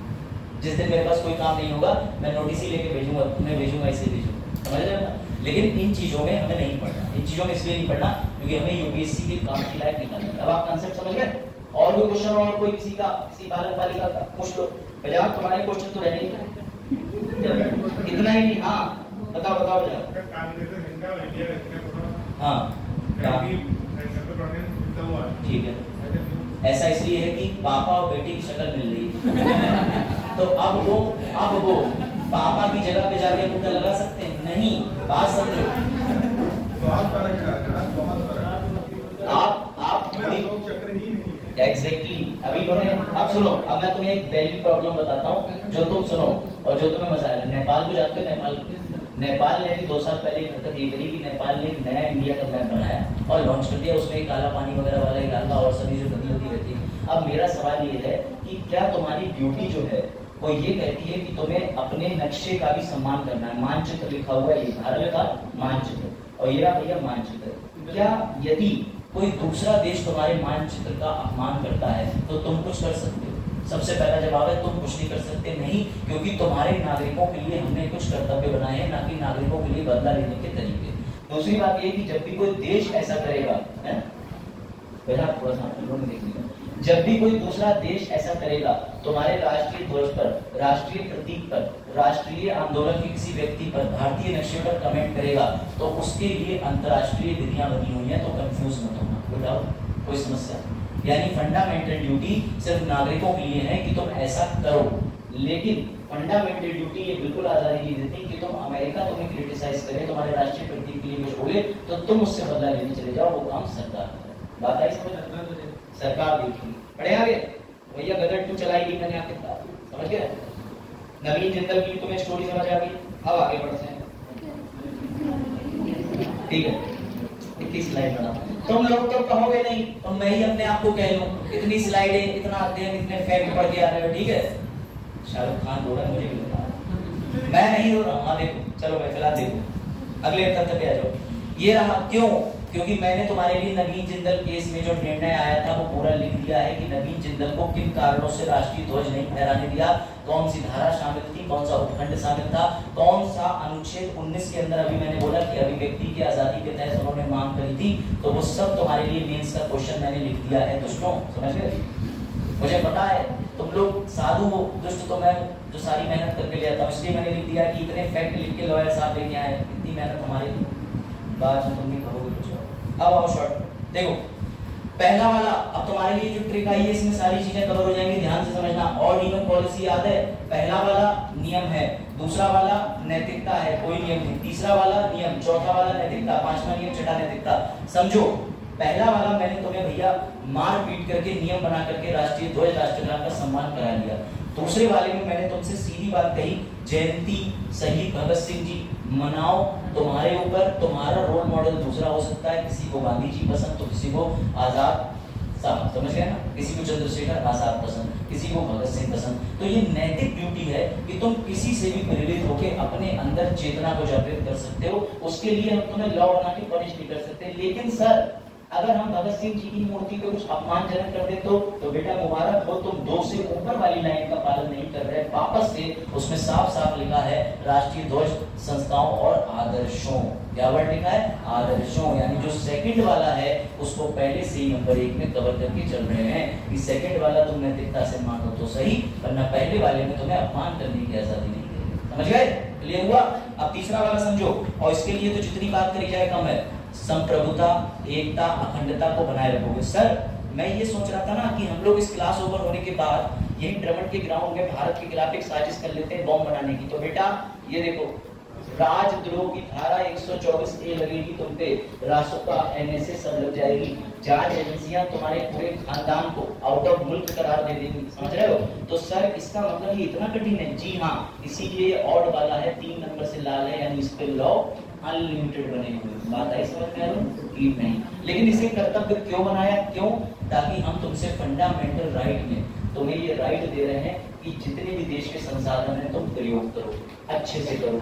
DPSP में कह रहे हैं हम उसके लिए नीति भी लाएंगे, पॉलिसी लाएंगे, लेकिन हमने तुम्हें राइट्स दिए, नीति निर्देशक तत्व भी हैं, फिर भी तुम कर्तव्य नहीं कर रहे हो, तब तुम्हारे ऊपर डंडा चाहिए। विदाउट अब चौथा वाला अरुण फिर पढ़ो, चौथा वाला, देश की रक्षा करें, आवश्यकता पड़ने पर राष्ट्रीय सेवा प्रदान करें। मैं अपनी मम्मी का फॉर एग्जांपल या कोई भी अपनी मम्मी का इकलौता बेटा हूँ, बूढ़े माँ बाप हो, उनका कैंसर से इलाज चल रहा है, सरकार तुमसे कह रही है देश की रक्षा करो, आज एनसीसी कैंप लग रहा है, भाग के जाओ, पहले वहां जाओ, कोविड के समय लोग मर रहे हैं, रक्षा करो। जिसने कोविड के समय किसी की कोई मदद नहीं करी थी, कोई ऐसा बैठा जिसको मुकदमा लिखा होता था? लिखा किसी पे कि ये जा रहे हो, इनके सामने कोविड की डेड बॉडी पड़ी हो और इनने कहा अरे ये चीज कितना गंदा हो रहा है, मैं बचाना तो चाहता हूँ पर मैं नहीं बचाऊंगा। तो क्या सरकार ने इन पे कोई केस करा? नहीं। यही तो चौथा वाला कह रहा है, देखो लिखा है कोविड, और सुनो तो और ध्यान रखो। लेकिन सर कोविड के टाइम पे जो स्टाफ नर्स या इस टाइप का जो भाग रहा था ड्यूटी से, उनको उनकी नौकरी से हटाया जा रहा था। वो सरकारी कर्मचारी थे, स्टेट की डेफिनेशन में आते हैं, उन्होंने सरकार के ऑर्डर का अनुपालन नहीं करा है। पेंडेमिक एक्ट 1897 की धारा 6 के पहले का एक और मैं दोबारा कह रहा हूँ, जनरल पेंडेमिक एक्ट, यानी कि जब भी ऐसी कोई महामारी नहीं, महामारी रोकथाम अधिनियम 1867 और 1897 की धारा 6 के पहले का एक, उसके तहत सरकारी कर्मचारी अगर कोई भी है और उसे राज्य से आदेश प्रदान है कि तुम कोविड के अंदर मदद नहीं कर रहे, तुम्हारी ड्यूटी ही यही है कि तुम ये काम कर रहे हो और तुम उस ड्यूटी से हटे, तो सरकार तुम्हें निलंबित, वेतन कटौती एवं अन्य जगह ट्रांसफर कर सकती है। साथ ही एक और नियम भी ये कहता है, उसमें ये भी लिखा था कि अगर तुमने काम करा, इस बीच तुम्हारी मृत्यु हो गई, तो तुम्हें सरकार न्यूनतम इतना मुआवजा भी देगी। और कोई डाउट? मिला अरुण, और पूछो, और कोई सवाल? सवाल तुम लोग अच्छे हैं, पूछो सवाल, पूछो, मजा आ भूमि। और कोई? ये जनरल पेंडेमिक एक्ट वाला जो है वो मैंने इसमें शायद लिखा है, मुझे ध्यान आ रहा है, क्योंकि कोविड का नाम आया ना, तो मैंने डीएम साहब का ऑर्डर और करके शायद लिखा है, अभी दिखा। हाँ हाँ, एनवायरमेंट, फुल अभी एनवायरमेंट आएगा, पर्यावरण है, ऐसे देखो ना तुम, ये देखो क्या लिखा है, एनवायरमेंट प्रोटेक्शन। जो तुम सोचोगे तुम्हें मिलेगा अपार्ट फ्रॉम एक्टर और एक्ट्रेस। अभी तुम्हें चंद्रयान 3, गगनयान, सूर्य के प्रति जो मिशन जा रहा है वो सब तुम्हें यही मिलेगा। आया मजा? ये मजा सबको देंगे, समझो भैया। तो देश की रक्षा करें। देखो अरे ध्यान से समझना, इसमें सरकारी कर्मचारी तो बात है नौकरी से, और एक लॉ तुम्हें पता है इंडिया में, तुम तैराक हो, तुम्हारी समुद्र के पास में तुम घूम रहे हो आराम से, और कोई सामने तुम्हारे व्यक्ति डूब रहा है, और तुम इंटरनेशनल तैराक हो, बेस्ट तैराक हो, ओलंपिक्स में मेडल लाए हुए हो, अगर तुम डूबते समय किसी व्यक्ति को नहीं बचा रहे हो तो तुम्हारे ऊपर कोई केस नहीं लिखा जाएगा। क्यों? क्योंकि ये तुम्हारी निजी जिंदगी है। लेकिन वहीं पर अगर एक तैराक ट्रेनर बैठा हो जिससे समुद्र में इसी काम के लिए लगाया हो कि कोई डूबता हो, बचाओ उसको, तो उसे नौकरी से निष्कासित कर देंगे अपनी ड्यूटी पर। तो ड्यूटी का बहुत बड़ा रोल है। गांव में कोई हत्या हुई तो विलेज का चौकीदार होता है, अगर वो जाके नहीं रिपोर्ट करेगा नजदीकी थाने में तो नौकरी गई, और गांव के अंदर तुम्हारे सामने हत्या हो रही है तो कहते हमें कुछ देखी ना, तो तुम्हारे खिलाफ कुछ नहीं होगा। समझ गए? बढ़े आगे चलो, अगला सुनो, अगला वाला रूल डिसाइड करो, उसमें लॉ है कि नहीं। धार्मिक, भाषाई, क्षेत्रीय, अनुभागीय विविधताओं से परे भारत के सभी लोगों के बीच सद्भाव और सम्मान, भाईचारे की भावना को बढ़ावा देना, महिलाओं की गरिमा, बताओ महिलाओं की गरिमा सही है। और सर हाँ शाबाश, अब तुम मेरे लेवल की बातें करो। अच्छा हाँ बताओ, और कोई इधर आगे? पायल जा रही थी रिक्शे से, रिक्शे वाले ने सिर्फ इतना कहा आजा मेरी गाड़ी में बैठ जा, इन्होंने 354 लगवा दी। हाँ ये लो, एक केस है। इसका मतलब समझो, भले ही ऑडियो वाला गाने बजा रहा हो, रिक्शा वाला कोई ऐसा गाना, जैसे अब मैं तो बता रहा हूँ, मैं दिल्ली गया तो ऑटो वाला गाना बजा रहा था, तू चीज बड़ी है मस्त। अब मुझे ये ख्याल आया कि अगर मैं किसी अपनी सिस्टर या किसी के साथ होता तो पता नहीं ये ऑडियो वाला, ये रिक्शे वाला देख करके हम दोनों को क्यों मुस्कुरा रहा होता। तो ऐसे अश्लील जो गाने बनते हैं ना, उनके लिए भी सरकार ने लॉ बना रखे हैं रोक लगाने के लिए। हम लोग लॉयर से भी चीज पकड़ते हैं समाज में, तो हमारा काम होता है कि गानों से भी, जैसे पड़ोसी गाना बजा रहा था और वो गाना अपने मोबाइल में बजाते बजाते दूसरी महिला के घर घुस गया, अब वो महिला उस पर धारा 354 लगा सकती, इन्होंने में छेड़ा, ये गाना ही गा रहे थे तो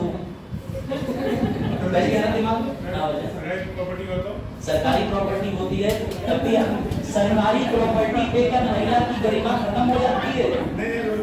सरकारी प्रॉपर्टी मैं आप कहेंगे देख तो रोड पे खड़ी है तो मैं गाना नहीं गा सकता, हाथ पकड़ के अब तो घर में आ गई है, गाना सुन और देख। वो गलत है। पब्लिक में ऐसा कोई एक गाना बहुत बेकार गाने चलते हैं तो हम कैमरा नहीं कर सकते, ऐसे गाने रोडवेज पे ड्राइवर पूरी ऑडियो में बजाते हैं। कई लोग विरोध करते हैं। किसी ने देखा है कि रोडवेज में आप ये भी विरोध करते हो कि सिगरेट मत पियो, वो ना पियो, अभी वो सब तुम्हें कर्तव्य दिखाई देंगे, लेकिन तुम किसी को रोक सकते हो। हाँ अगर कोई पुरुष है और सामने 30 लोग सिगरेट पी रहे हैं एक साथ, तो रोकने का प्रयास मत करना। हो सकता है सिगरेट ना पीके लेकिन एक उड़ता हुआ 6 फीट का आदमी बाहर फेंक देते हैं। तो समझ गए, अपनी शारीरिक बल क्षमता योग्यता के अनुसार ही निर्णय लें, क्योंकि हो सकता है थोड़ी देर सिगरेट का धुआं सूंघना आपके शरीर के लिए ज्यादा अच्छा हो। समझ गए? बाकी चलो आगे बढ़े। आप समझो, इसके लिए मैंने ये बनाया, देखो अरुण अलग से ये नोट कर लेना, जिस बच्चे को समझना समझ लो। 153 ये कहती है कि तुम पब्लिकली कोई ऐसी स्पीच नहीं दे सकते जिससे भावनाएं आहत हो जाए। 295 ये कहता है कि तुम किसी मंदिर या मस्जिद के ऊपर कोई पक्ति या कोई कमेंट नहीं कर सकते। तो इस पे लॉ है इंडिया में या नहीं? सामने ही तो लॉ की नाराएं लिखी है। फिर से देखो कौन से नंबर वाला बताया, 5। 5वां कौन सा है? विषम। विषम को रेड वाले से लिखा था, इस पे रेड बोला है, यानी इंडिया में इस पे लॉ है। ये रहा 5वां वाला। ठीक है, कोई डाउट? अब आप पूछो, सर कहने की बात कैसे लोगे? क्या वो चल समझ आ रहा है? कोविड करो, सिविड नहीं। पढ़ो पहली बात, सी के बाद आई लगा दिया, CIVID। तुम्हारी कोविड की बड़ी अच्छी परिभाषा। ये वही लोग होते हैं, पुष्पा बैठ पुष्पा, हमने कहा दोनों महिलाओं शादी हुई, बोले अरे सही तो है, अरे नाम गलत लिख दिया, चरण लिखना भूल गए थे, उसका ही नाम ना निकला। चलो अगला पढ़ो, छठा वाला, देश की मिश्रित संस्कृति की समृद्ध विरासत को महत्व दें, उसका संरक्षण करें। ये एक ऐसा पॉइंट है ना, इसमें तुम्हारे लिए साफ साफ लिखा है ना, वो तुम कभी समझ ही नहीं पाओगे। सर मेरे दोस्त ने मुझे फोन करा, सिवैये खाने आ जाओ 12 वफात पे। पहली बात तो मुझे पता नहीं, सॉरी 12 वफात पे सिवैये बनती है नहीं, अच्छा त्योहार है कि वैसा है, तो इसको माइंड मत करना। मान लो 12 वफात एक ऐसा बनाते हैं जो मुझे पता है कि नबी का जन्मदिन हुआ इसलिए सेलिब्रेट करते हैं, है ना? शायद बिल्कुल सही है, सही दोस्ती चल रही है। हाँ, तो भैया नबी के जन्मदिन पे मेरे दोस्त ने फोन करके कहा कि सर आज ऐसा ऐसा स्पेशल लगता है, खाने आ जाओ। मैंने कह दिया नहीं खाऊंगा, तो अलग धर्म के, मैं अलग धर्म के। अब क्या वो मुझे इस बात में जेल ले जाए? उसकी नैतिक भावनाएं हर्ट हुई या नहीं? उसे बुरा लगा, ऐसे ही मैंने कह दिया आजा गुजिया खा ले आके, बोले मुझे नहीं खानी गुजिया, मैं नहीं खाऊंगा। अब मैं क्या करूं? मैं कुछ नहीं कर सकता। यही बात यहाँ लिखी है, मिश्रित संस्कृति समझो, हिंदू मुस्लिम सिख ईसाई, तुम्हारी इच्छा कि तुम बन जाओ कसाई। समझे बात को? यानी कि तुम्हारी मर्जी है कि तुम कुछ खाओ, कुछ करो, कुछ काटो, कुछ भी करो। इस पर लेकर के सरकार ने जो लॉ बनाए हैं वो यहाँ संस्कृति को खंडित ना करे। तुम्हें खुद अधिकार नहीं कि तुम अपने दोस्त से कह दो रोज खाओ, उसे टोंट मारो, मैं मुकदमा कर दूंगा, तू ये क्यों खा रहा है, तेरे धर्म में है, गलत है, छोड़ दे। तुम नहीं कह सकते, वो खाएगा उसका तो, और जो नहीं खा रहा उसका क्या। समझे? 7वां वाला बड़ा इंटरेस्टिंग है सर, जंगल, झील, नदियां, वन्य जीव, प्रकृति, पर्यावरण की रक्षा और सुधार। तो मुबारक हो, पर्यावरण संरक्षण अधिनियम 1986, वन्य जीव संरक्षण अधिनियम 1972, स्टॉकहोम सम्मेलन 1972, ऐसी विभिन्न प्रकार के इंडिया में लॉ बने हैं और चीजें बनी है। कोई डाउट? जो शुरू से एकदम बैठा था ना लेक्चर में, उसे तो सब कनेक्ट कर रहा होगा, और जो बीच में आए वो यही सोच रहे होंगे 11:15 पे बुलाया था, 10:30 बजने वाले। अरे मतलब कहीं अपॉइंटमेंट सरकारी भी हो सकता है डॉक्टर के पास, हमेशा 19 और 19 समझना। सर मुझे डॉक्टर तो बड़ा होगा। हाँ बिल्कुल सही है।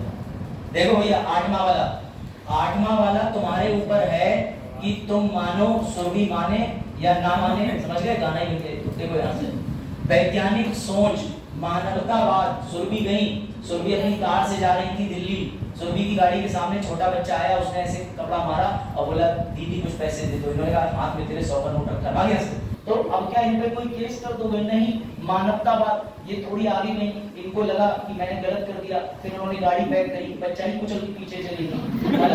ये देख नहीं पाई पीछे वाले मिरर से, ये देख नहीं पाई।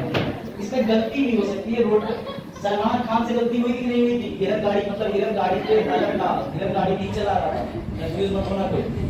तो इनको महसूस हुआ अरे ये तो आम मानवीय कृत्य हो गया। मेरी बात समझना, बच्चा मानने वाले एग्जाम्पल को एक तरफ कर दो, उसकी धाराएं है, पॉजिटिव पे आ जाओ।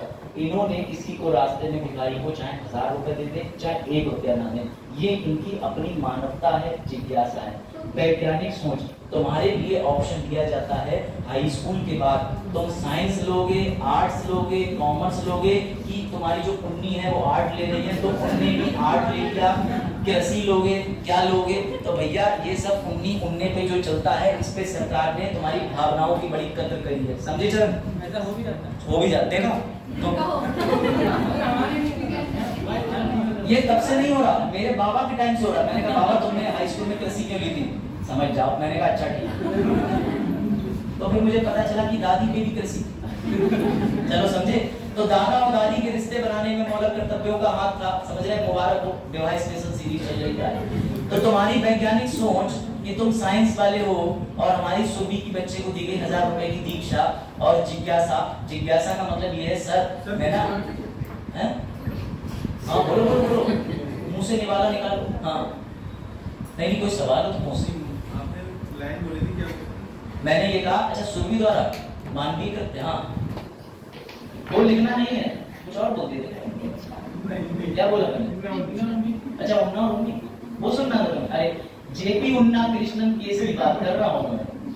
चलिए सर 8वां वाला सर जिज्ञासा। जिज्ञासा बेटा जिज्ञासा ऐसी जिज्ञासा तुम्हारे अंदर होनी चाहिए कि सरकार ने चंद्रयान 3 लॉन्च कर दिया, हमें सरकार से खबरें चाहिए। तो मुबारक हो, तुम चंद्रयान गगनयान ये सब जिज्ञासा और वैज्ञानिक सोच का प्रमाण है। अगर चंद्रयान 2 फेल हो गया तो क्या फांसी दे दी गई हमारे आदरणीय के जी को? अभी तो के समानता है, आपको पता है ना, के सोमनाथन, सॉरी के सोमनाथन, हाँ के एस सोमनाथन शायद, अगर पता है तो बोलो।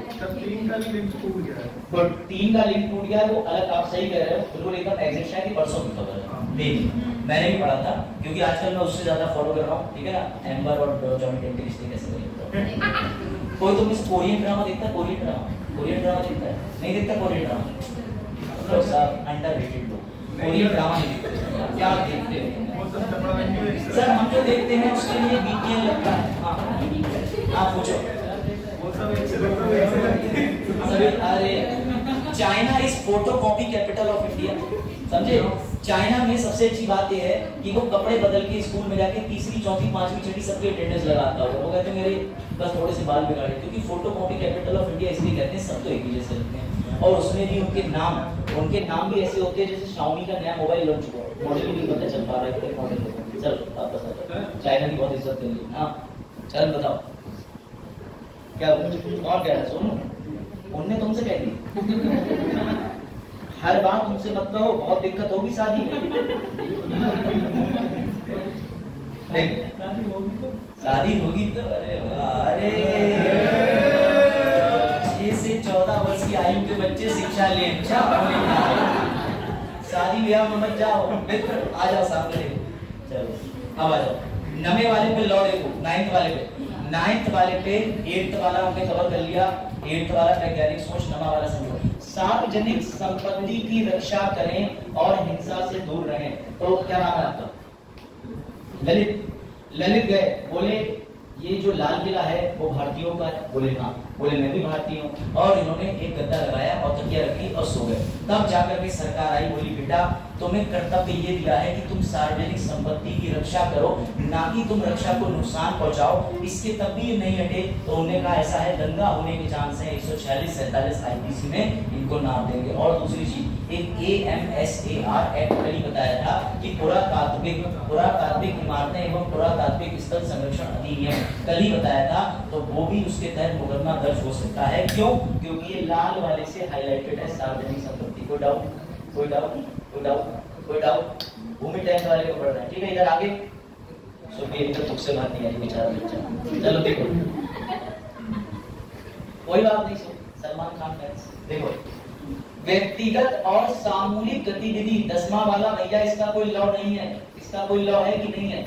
सर ये इवन है, इवन इसका कोई लॉ नहीं है, खाली विषम संख्याओं का था। समझो व्यक्तिगत और सामूहिक गतिविधि के सभी क्षेत्रों में उत्कृष्टता, ये वही वाला है कि तुम उपलब्धि के उच्च स्तर तक पहुंच सको। देखो मैंने 3 बार कर दिया, मेरा गोल्ड आया 3 बार। सर ओलंपिक्स में नहीं, मैं अभी लास्टली पिछले साल, अच्छा बता ही दे रहा हूँ वैसे और क्या था, तो मेरे सर तारीफ कर रहे हैं। पिछले साल किसने अखबार देखा था, मेरा फोटो आया था ऊपर, मुझे गवर्नर मेडल मिल चुका है अपनी शिक्षा के दौरान, ठीक है? गवर्नर मेडलिस्ट से, समझ रहे हो, अपनी शिक्षा के दौरान उच्च स्तर तक वाली ड्यूटी मैंने पूरी करी। सर और सारी ड्यूटियां मतलब करूंगा, ठीक है, जो मेरे बस की थी वो मैंने कर दी। तो शिक्षा के क्षेत्र में या उपलब्धि के क्षेत्र में तुम्हें सबसे ऊपर पहुंचने का अधिकार है, लेकिन किसी कारणवश तुम फर्स्ट से लेकर 12th की पढ़ाई में एक साल फेल हो गए तो हम तुम्हें सजा नहीं दे सकते। उल्टा सरकार ने क्या कर रखा है कि हाई स्कूल तक तो किसी बच्चे को फेल ही नहीं कर रही है, बोले इतनी अच्छी उच्च स्तर उपलब्धता लेके आएंगे कि बच्चे को फेल ही नहीं करेंगे। वरना वो टाइम याद करो, अपने पापा से पूछना, जब उन्होंने बताया होगा बेटा बीपी चरण सिंह की सरकार थी, चरण सिंह गवर्नमेंट 1992 से पहले की बात थी, 30% 10% हाई स्कूल का रिजल्ट आता था। तो में से किसी को भैया दीदी होंगे जो 50% यानी कि मोहल्ले में मिठाई बढ़ जाती थी, कहते थे अरे डिक्टेशन आई है एक विषय में, और अब तो तुम्हारा 86 नंबर आ जाए, 86% आ जाए, तब भी तुम इंस्टाग्राम पे क्या डालते हो, सरकार ने मेरे साथ जाती करी है। मैं तो 96 वाला था, मैंने तो सारे इंस्टाग्राम पे बनाए हुए ट्रिक भी देख ली थी, और ये 100 महत्वपूर्ण प्रश्न भी लगा लिए थे, और वो वाली वीडियो भी देख ली थी कि अगर ये नहीं पढ़ी तो तुम एग्जाम में फेल हो जाओगे, और काली बिल्ली रास्ता भी पार करके गई थी, मैंने नींबू भी फेंक के मारा था ट्रक के नीचे, तब भी मेरे ऊपर एक से बेटी 6 ही रहेगा, समझे। तो ऐसा कोई है आईसीएसई सीबीएसई एनआईओ का उत्पाद यहाँ पर? हाँ बताओ चलो। हाँ सुन, प्रैक्टिकल में नंबर कम लिए थे, 3 बार कौन पास हुए थे? पापा, इनके पापा 3 बार में पास हुए थे, मम्मी भी साथ में पढ़ती थी। अच्छा यहाँ मम्मी भी थे, पढ़ना बहुत समय का उनका बहुत मेहनत से कटा हुआ 3 साल नहीं। अच्छा ये तो पॉजिटिव डायरेक्शन की बात करते हैं, लेकिन ठीक है। फिलहाल ये है कि पहले बॉयज और गर्ल्स को लेकर के इतना ज्यादा स्ट्रिक्टनेस होता था, तुम जो साथ बैठे हो ना इसे कोएड और को-एड एजुकेशन कहते हैं। पहले लड़कियों को स्कूल जाने की अनुमति नहीं होती थी, फिर एक दिन लड़कियों ने कहा पढ़ेगा इंडिया, तब तो पढ़ेगा इंडिया, अमूल दूध पीता इंडिया, चलेगी। उसके बाद महिलाओं ने इतनी तरक्की कर ली कि अब महिलाएं नासा पहुंच गई, महिलाएं पीएचडी कर रही। गीता गोपीनाथन जब आईएमएफ के अंदर अध्यक्ष बन जाती हैं तो प्राउड मोमेंट होता है। क्यों? क्योंकि यहाँ ऐसा कोई भी नहीं बैठा है जिसका किसी फीमेल से कोई कनेक्शन ना हो, मम्मी, सिस्टर और उन्नी और उन्नी सबका। चलो सर 11 वाला रह गया, 11 वाला बेटा 11 वाला रह नहीं गया। 11 वाले के लिए ना सरकार ने बाद में जोड़ा था 2002 के, लेकिन तुम्हें 11 वाला भी मेरे फॉर्मूले पे फिट बैठता हुआ दिखाई देगा। 11 वाला विषम है, विषम वाले के लिए लव है, तो इसी के तहत उन्होंने बनाया RTE एक्ट, शिक्षा का अधिकार अधिनियम 2009। उसकी पूरी स्टोरी कल हमने कवर करी थी व्यापक रूप से, मोहिनी जैन, जेपी उन्नी कृष्णन केस, और उसके बाद 10 साल के लिए आर्टिकल 41-45 अनुच्छेद 21 के साथ जोड़ के कैसे पढ़ा जाएगा। जो बच्चे कल नहीं आए थे वो बाद में कहेंगे हमारा रहेगा, तो बेटा रही जाएगा। अब समझो आगे ये लोग अभी कहाँ, अभी नहीं ठीक है सर। हमने हाँ नहीं, लेकिन आप कह तो सकते हो, लेकिन उनके प्रति भाव है, सम्मान। देखो ध्यान से, इनके सम्मान की बात नहीं हो रही, इनका फोटो मिल गया था, मुझे पढ़ा हुआ लगा दिया, मुझे कोई खास सम्मान नहीं, ठीक है। नेशनल अवार्ड मुझे पता 2 लाख मिलता। देखो ध्यान से, हमारी आदरणीय करीना कपूर, सैफ अली तैमूर खान, ठीक है, जो भी है यही नाम है। जैसे तैमूर बेटे का नाम, अरे कोई बात नहीं, एक नाम बताया करीना, बहुत दुख, कोई बात नहीं। चलिए नहीं आई थी बॉलीवुड इंडस्ट्री में, तो मैंने अपनी मम्मी से कहा था मम्मी लड़की एक ही अच्छी, तो मम्मी ने कहा था कौन, रेखा। मैंने कहा नहीं मम्मी, तो अपने टाइम की बात ना, हमारे टाइम की बात। खैर शायद कपूर का तो कर रही। देखो समझिए तुम लोग, नहीं समझे। जो अभी 2003 में जन्म लिए हैं वो नहीं समझेंगे, ठीक है, अभी उन्हें समय लगेगा। उससे पहले वाले में हम लोग बुढ़े। देखो भैया, उर्मिला मातोंडकर, करण जौहर और करीना, मुझे एक बात का जवाब दो, कि जितने भी ये सेलिब्रिटी हैं ये अपनी सेल्फी लेकर के बोर्ड को ऐसे दिखा क्यों रहे हैं कि हमने वोटिंग करी है? क्या फर्क पड़ रहा है इनसे, तुम्हें बताओ। सर ये मतलब सेलिब्रिटीज हैं, लोग इन्हें फॉलो करते हैं, ठीक है, ये दिखा रहे हैं कि हमने वोट डाल दिया, वोट डाल के प्रमोट कर रहे हैं, एक तरीके से दिखा लो। चरण ने इनकी बात सीरियसली ली नहीं, मेरी बात समझना। अब समझो तुम सिचुएशन, बहुत क्रिटिकल सिचुएशन, ठीक है। तो भी मैं से नहीं हो जानती, मिले थे रास्ते, गाड़ी से कहीं बैक करते समय दोनों और तो नहीं लगे थे, ये भी कहीं मेरी बैकग्राउंड में घूम लगा। चलो अब देखो कुछ दावे अच्छे होते हैं बैकग्राउंड गाड़ी के पीछे, अब देखो ध्यान से। तो सबसे बड़ा सवाल ये है सर ये वोटिंग क्यों कर रहे हैं? तो बेटा एक बात समझो, चरण ने एक दिन कहा मैं नहीं जा रहा वोट देने, तो मैंने कहा अरे चरण 5 साल में एक बार वोट देने का मौका मिलता है। बोले सर फर्जी वाला? नहीं असली वाला। तो बोले हाँ सर ये तो बात सही है, मैं नहीं जा रहा। तो जेएस वर्मा को ना एक जज साहब थे रिटायर्ड, उन्हें ये बात बड़ा बुरी लगी। बोले भारत में चुनाव की भागीदारी बड़ा कम है, लोग 50% भी वोट डालने नहीं जा रहे हैं, तो कहीं 45 ही जा रहे हैं, कहीं 28 ही जा रहे हैं। महिलाओं को तो हाल बहुत बुरा है, वो कहती है आज ही हम भी चलें, तो कहते क्या करोगी वोट डाल के, तो बैठो घर पे, तुम बस आज लौकी काट के कढ़ाई में डाल दो, यही तुम्हारा वोट हो गया। ऐसा होता है, बहुत सी महिलाओं को वोट देने के लिए उनके हस्बैंड फादर या जो भी मना कर देते हैं, लेकिन वोट देने जाना चाहिए, ये भी आपको पता है।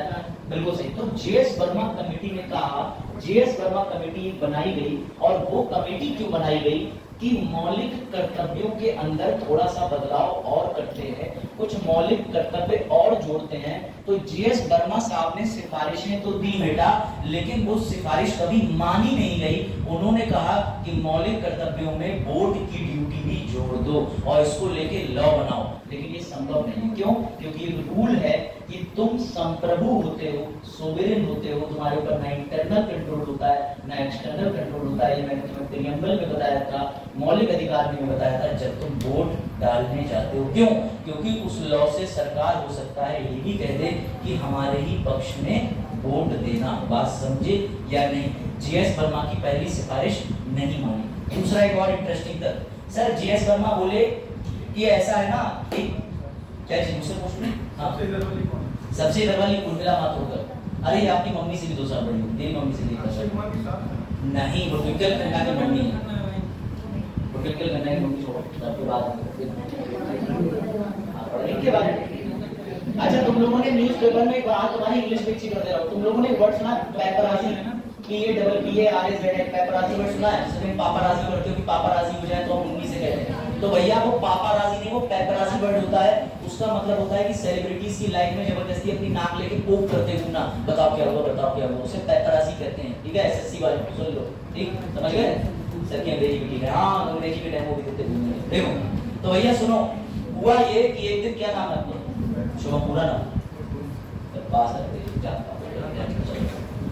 तो शुभम ने कहा एक दिन, सर अब सुन लो, ये लास्ट चीज तुम्हें बड़ा अच्छे से कनेक्ट करेगी और एकदम प्रैक्टिकल है। एक दिन शुभम अपने घर जा रहे थे, ठीक है, पीलीभीत में रहते हो ना, गुड। शुभम पीलीभीत जा रहे थे, इनने देखा कि जो बच्चा इनकी गाड़ी से, नहीं इनकी गाड़ी वाला बच्चा तो उनके चला गया, सुरक्षित था, दूसरा ले लिया। इन्होंने ये देखा कि एक भैया रेंज रोवर आई और एक आदमी को रोड पे ऐसे सटाक से उड़ा के चली गई। तो ये देख रहे थे ऐसे खड़े खड़े, वो आदमी गिरा, वो आदमी बोला मदद करो, ये उसके पास तो गए, लेकिन इनके दिमाग में एक समस्या है, बोले अगर इसकी मैं मदद करूंगा तो उसके बाद पुलिस मुझे बैठा लेगी, अस्पताल में खर्चा भी मेरा होगा, मेडिकल, पुलिस भी मुझे बैठा लेगी और मैं गवाह भी बन जाऊंगा। इसकी वजह से मेरा IAS का जो प्रीलिम्स लगा हुआ है उसमें समस्या आएगी, मैं जिससे मिलने जा रहा हूँ उससे भी नहीं मिलने जा पाऊंगा, और मेरे कपड़े अगर खराब होंगे, इसे गोदी में लेके जाना पड़ेगा अस्पताल तक, या हिंसा पे लाद के तो खून भी लगेगा। इनकी इसी सोच की वजह से रोड में, इनकी इसी सोच की वजह से नहीं, इनके या मेरे जैसे, क्योंकि पहले मैं भी यही सोचता था और आज भी मैं रहता हूँ कि रोड एक्सीडेंट में मदद कर दूंगा, एम्बुलेंस बुला दूंगा, लेकिन टोटली उसके साथ बचने का मौका मैं तब तक ढूंढता हूँ जब तक कि बहुत सारी ऑडियंस ना हो। अगर नहीं एकांतवास पड़ जाए तो मैं कर दूंगा, लेकिन हर आदमी संभवतः एक्सीडेंट से घबराता है और जल्दी मदद नहीं करता। तो जेएस वर्मा समिति ने एक बात और कही कि जैसे मौलिक कर्तव्य आपने इतने सारे जोड़े हैं, एक मौलिक कर्तव्य और जोड़ दो कि अपने फेलो नागरिक की मदद। अगर किसी का एक्सीडेंट हो जाए, कोई रोड पे पड़ा हुआ हो, तो तुम्हें उसकी मदद करनी चाहिए। लेकिन ये रिकमेंडेशन इतनी अच्छी लगी सरकार को, सर ने रिकमेंडेशन तो नहीं मानी, लेकिन सुप्रीम कोर्ट में केस हो गया परमानंद कटारा, और परमानंद कटारा केस में सुप्रीम कोर्ट ने कह दिया कि किसी भी व्यक्ति की मदद करने पर, जैसे शुभम और हम किसी व्यक्ति को अस्पताल ले जाएं, पुलिस को गवाही भी दे दें, तो पुलिस ना तुम्हें कभी परेशान करेगी, ना ही उस समय अस्पताल वाला तुमसे पैसे लेगा, ना ही तुम्हारे ऊपर है कि तुम न्यायालय जाओ या ना जाओ। तो अब शुभम और हम आसानी से किसी की मदद कर देते हैं। लेकिन इसको भी मौलिक कर्तव्य बनाने की बात चली थी, सरकार ने केस के माध्यम से लागू करा, लेकिन मौलिक कर्तव्य अभी नहीं बनाया। एक और बचा है लास्ट, सर कौन सा वाला बेटा? जिससे तुम सब चोरी करते हो। सर किससे? सर 80C के अंदर एक ऐसा प्रावधान है कि हमारा टैक्स बच जाता है। सर अगर हम अपना सारा पैसा पोस्ट ऑफिस में डाल दें तो टैक्स नहीं लगता, सुमंगला योजना में डाल दें टैक्स नहीं लगता, अलग अलग तरीके से। वो तो सरकार ने तुम्हें छूट दी है, लेकिन भावना जो तुम्हारे पापा अपनी इनकम से पैसे कटवाते हैं, उसके बाद एक वकील के पास जाके 500 रुपए देते हैं और वकील उनके 3000 वापस दिलवा देता है, वो है टैक्स की चोरी। मेरे यहाँ भी होती है, तुम्हारे यहाँ भी होती है, सबके यहाँ होती है, कोई नहीं बचा होगा। क्योंकि अगर तुम्हें ये पता चल जाए कि 500 रुपए देके मेरे 5000 बच रहे हैं, तो कौन नहीं चाहे? कौन नहीं चाहे? अरुण नहीं चाहेंगे? टैक्स देते हो? अरे तो तुम में से बहुत ईमानदार लोग हैं। फिर मेरे जैसे वकीलों की मर्सिडीज कहाँ से आ रही है? फिर मेरे जैसे वकीलों की मर्सिडीज कहाँ से आ रही है? तुम एक कागज लेके पहुंचते हो, सर हमने अभी 1 करोड़ की जमीन इधर से उधर करी, इधर ठिकाने लगा दें। जबरदस्ती नहीं, GST के नाम की, वो तो छोड़ दो, अलग होता है। इन्हें बताओ कि हम मध्य प्रदेश में, ये कहते हैं सर स्विट्जरलैंड में तापमान 102 डिग्री क्यों है।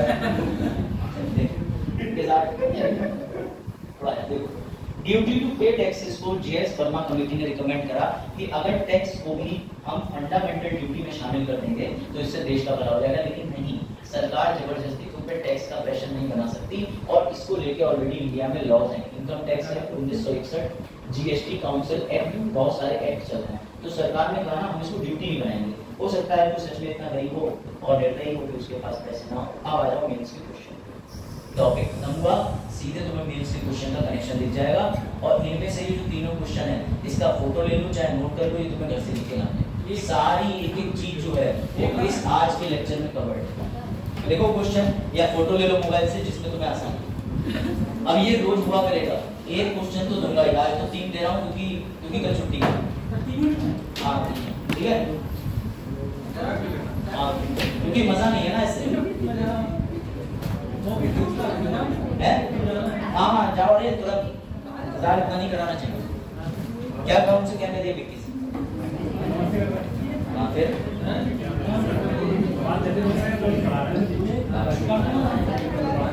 ये गधाई गाँव में हमारे बात करेंगे।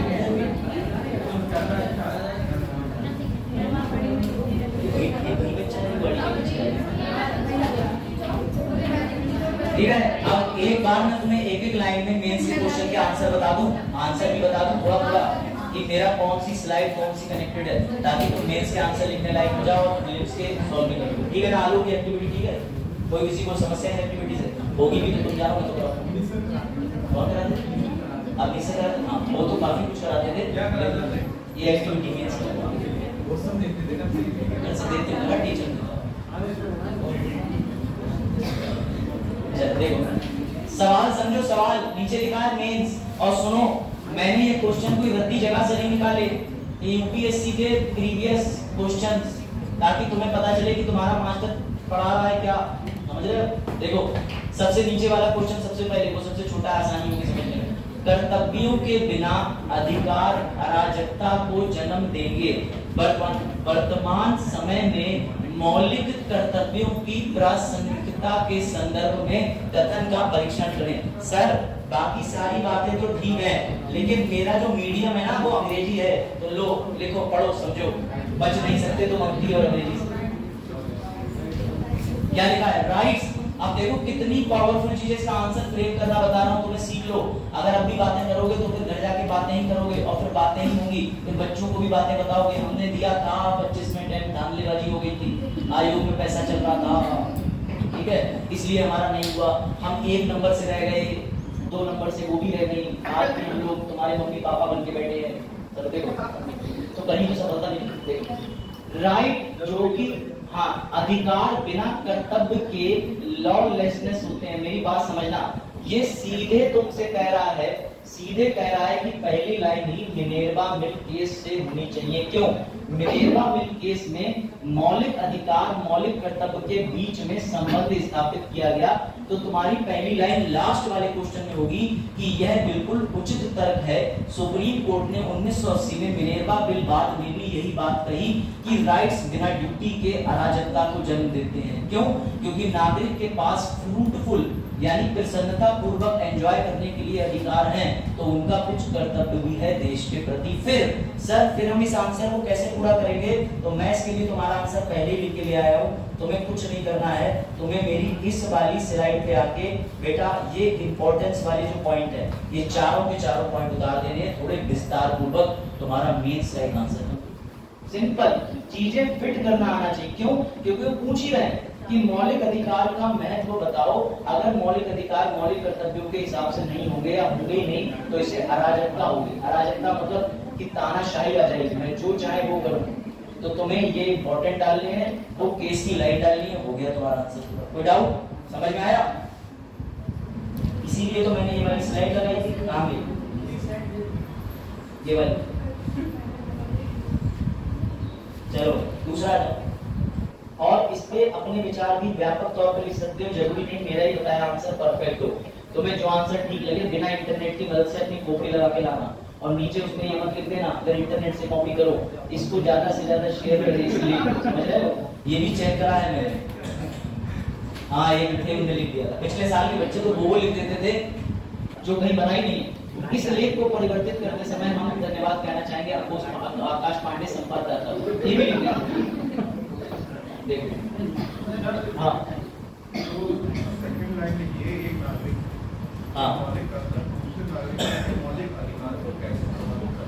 इस पे तो हम आ रहे हैं ना, फिर ट्रेन की आदत तुम्हारा ट्रेन से जाना बंद, तुम बाइक लेके जाया करो। चलो देखो दूसरा प्रश्न कर ले रहे हैं, दूसरे पे आ गए। अभी हमने सबसे लास्ट वाला कवर करा है और दूसरा वाला सुन लो।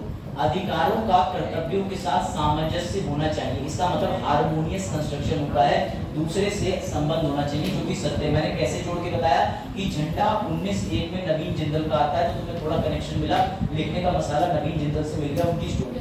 अब आगे सुनो, इस कथन के हमारे आलोक में परीक्षण करेंगे, आलोक परीक्षण होगा कि एक नागरिक, अरुण सुनो, कि एक नागरिक के मौलिक कर्तव्य दूसरे नागरिक के मौलिक अधिकारों को कैसे प्रभावित करते हैं। बेटा बहुत सारे हैं, इसका सीधा आ जाओ मिश्रित संस्कृति वाला, इस सीधे उठा के उसकी व्याख्या कर दो कि कई बार ऐसा हो सकता है प्रभावित कर सकते हैं। इसीलिए फंडामेंटल राइट्स के अंदर ऑलरेडी डाल दिया था कि तुमको संरक्षण प्रदान है, परंतु मौलिक कर्तव्य यदि किसी दूसरे व्यक्ति को नुकसान पहुंचाएगा और वो अनैतिक है तो उसके लिए सरकार ने अगर लॉ बनाया है तो उस लॉ के तहत सजा मिलेगी, वरना प्राकृतिक रूप से ऐसा करना गलत है स्वभाव के हिसाब से। समझ में आई बात? इस उत्तर को जब लिख के लाओगे तो मुझे दिखाना, मैं उसका उत्तर पूरा डिक्टेट करूंगा। अभी तुम्हें भाषा नहीं समझ आएगी, जब तुम घर से लिखोगे और कुछ तार्किक भाषा कॉपी में जुड़ेगी और यहाँ आके मैं इसका उत्तर बोल के और पढ़ के बताऊंगा, तब तुम्हें कनेक्ट होगा। बात आई समझ में? तो इसलिए मैं तुम्हें सिर्फ होमवर्क दे रहा हूँ। ऊपर वाला बहुत बढ़िया क्वेश्चन है, हाल ही में, ये सुनो, ये जो मेंस में आना ही है, ये बुलडोजर बाबा वाली नीति की तरफ बढ़ावा दे रहा है। सुनो, हाल ही में विरोध प्रदर्शनों और आंदोलनों में, ठीक है, वृद्धि, यानी कि शाहीन बाग जैसे किस्से हुए थे। हाँ समझ लो, इधर कुछ चल रहा है, क्या देख रहे हो? कौन सी मॉडल? उन पे मत जाओ, वो हमारी देखो ध्यान से। हाल ही में हमें कई सारे विरोध प्रदर्शन और आंदोलन में वृद्धि देखने को मिली है, जो कि सार्वजनिक संपत्ति को भी काफी नुकसान हुआ है। ये बहुत क्लासिकल क्वेश्चन है, सुन लो। एवं सामाजिक वय मनुष्य पैदा हुआ। अब तुम्हारे दिमाग में तुरंत ये घूम जाएगा, सर ये सामाजिक वय मनुष्य क्या है? तो भैया इसे सोशल डिसहार्मनी कहते हैं। इसीलिए मैं इंग्लिश और हिंदी दोनों में तुम्हारा कमांड करने की तुम्हें सलाह देता हूँ। अगर तुम्हारा इंग्लिश में कमांड हो गया तो थोड़ी चीज तुम समझ जाओगे। इसे सामाजिक, सोशल डिसहार्मनी यानी समाज में अशांति पैदा करना। लेकिन यूपीएससी कितना भयानक शब्द लिख रहा है, सामाजिक वय मनुष्य। तुम इसका अर्थ ही नहीं निकाल पाओगे। चीज ये पूछी है कि समाज के अंदर दंगा हो रहा है, समाज में लोक शांति भंग हो रही है, लेकिन लोक शांति सब पढ़ चुके हैं, शब्द आया है वय मनुष्य। अच्छे से अच्छा यूपी ट्रिपल एससी आदित्य प्रकाशन का हिंदी वाला घूम जाएगा कि ये वय मनुष्य क्या होता है। लेकिन ऊपर की लाइन से नीचे का आता निकल रहा है। तुम अनुभवी, बाकी नहीं। तुम अनुभवी ऐसे हो कि ये नहीं, ये तारीफ प्रतीक या अभिलना। लेकिन जो पहले ऐसे क्वेश्चन अटेम्प्ट कर चुका है, जैसे अरुण है, अरुण लगातार डिस्कशन करता है और मेरे पास अपने मेंस के आंसर पिछले साल से भी भेज रहा है, कई आंसर अरुण के करते। हाँ, बात उसकी नहीं, वो फ्री निकाल चुके हैं। बात ये कि सुनो मेरी बात सुनो, इस पे बड़ा कर्रा कटाक्ष है, बजात दिल पे मत लेना। बात ये आप नहीं करो, मैं अगर आपसे ये कह रहा हूँ तुम्हारा यूपीएससी नहीं निकलेगा, सर आप यूपीएससी में क्या करते हैं, सर आप क्या करते हैं, आप अगर इंटरव्यू तक पहुंचे तो आप किसी प्री वाले को टोकने का मानता रखते हैं। इसलिए बाजार को यहाँ दिल पे मत लेना बात को। अगर किसी ने प्री निकाला हो तो तुम गुड फॉर नथिंग, नहीं निकाला हो मुझे घंटा फर्क नहीं पड़ता। मैं यहाँ टेस्ट में फर्स्ट सेकंड थर्ड वालों को कभी प्रेज नहीं करता था, और जो लास्ट आता था रिकॉर्ड पूछ लो पिछले साल के बच्चों से, सबसे न्यूनतम अंक वाले के साथ भी मैंने कभी भेदभाव नहीं करा। इतना था कि तुम मेहनत करो और क्लास में खड़े होकर मैं मार्क्स नहीं पढ़ता हूँ, अरे तुम्हारे 82 आ गया, अरे भाई ताली बजाओ बहुत बढ़िया, तुम तो क्लास की सबसे अच्छी नहीं, तुम यूपीएससी निकाल लो, सेलेक्ट हो जाओ, तुम खुद मुझे मैसेज करके डालोगे अरे सर वो तो छोटी घटनाएं थी, हमारे जीवन में बड़ा गहरा प्रभाव इस चीज का पड़ा। समझिए बेटा, आपको कभी किसी के लिए टॉन्ट नहीं मारना, ना किसी को क्रॉस चेक करें। मोहल्ले में बहुत मिलेंगे, हमारा हो गया, हमारा नहीं, यहीं पड़ोस में मिल जाएंगे, थोड़ी दूर चले जाए वाले के लिए कहानी है, ठीक है, वो हमारा हो गया था, तुम ये पैड नहीं पढ़ रहे, तुम आरओ नहीं पढ़ रहे, तुम आरओ पढ़ो, तुम पैड पढ़ो, तुम अपने कुत्ते को भी पैड पढ़ाओ। मेरी तो गाय भी मेरी मार्कशीट है, खा रही है, इतनी मार्कशीट है मेरे पास, तो मैं क्या करूं, पोस्टर लगा दे। जिसे भी किसी शिक्षक के डॉक्यूमेंट देखकर भाग जाओ, आईटी लगाओ, देखो कल भी एक अचीवमेंट मिला मुझे, लेकिन मैं नहीं बता सकता, लेकिन अब मैं तो तब बताऊंगा जब उसका कुछ बड़ा पद मुझे मिलेगा। समझ से आ रही चीज, समझे? इसीलिए किसी को अंडर एस्टिमेट बाजार नहीं करते, ये तुम्हारे लिए बस भाई वाली नसीहत है, समझ गए? उनमें कुछ कराओ, तुम्हें यूपीएससी निकालना है, आईपीएस बनना है। देखो इस संदर्भ में भारतीय संविधान के अनुच्छेद 51 अब आ गया 51A, पूरा 51A की स्टोरी लिख देनी है, यूएसएसआर से प्रेरित हुए इंदिरा गांधी वाली स्टोरी, लेकिन कहीं भी इंदिरा गांधी जी का नाम नहीं लिखना है। उस समय की तत्कालिक या वर्तमान समय की या उस समय की सरकार बोलना है, इंदिरा जी लिखा नहीं। आयोग की इंदिरा जी फेवरेट हुई और जो एग्जामिनर चेक कर रहा हुआ वो कांग्रेस का हुआ बाई चांस, मैं पूरी नहीं उठा रहा, लेकिन कभी कभार कॉपी ट्रांसपेरेंसी करते समय ये हो जाता है। जैसे मैं अगर किसी कॉपी चेक करूं, उसने उत्तर में बहुत बढ़िया लाइनें लिखी, उसके बाद दूसरे बच्चे की कॉपी आ जाए तो उसका 0.5 तो गया, 100% गया। तो देखिए समझो, इसलिए तुम्हें आयोग के प्रोफेसर बुलाए जाते हैं, प्रोफेसर चेक करते हैं, यूनिवर्सिटी प्रोफेसर। जब इस तरह से पेपर की बाइंडिंग होती है, इस तरह से कॉपी भी चलती है हर तरीके से, इतना भी छोड़ दो, पेपर मंगाए जाते हैं यूनिवर्सिटी के प्रोफेसर से, प्रीलिम्स के भी मेंस के भी, और प्रोफेसर कॉपी चेक करते हैं। एक समय पे अफवाह हुई थी जर्नलिस्ट चेक करते हैं, कोई जर्नलिस्ट कॉपी चेक ही नहीं कर सकता, उसे यूपीएससी, उसे ये अफवाहें होती हैं। यहाँ तक कि एक टीचर ने तो एक दूसरे जिले में ये भी कह रखा है कि मैं तो यूपीएससी के अंदर मेंबर हूँ, ये भी उड़ा दी थी और अभ्युदय में पढ़ा, शर्म आती कहते हैं।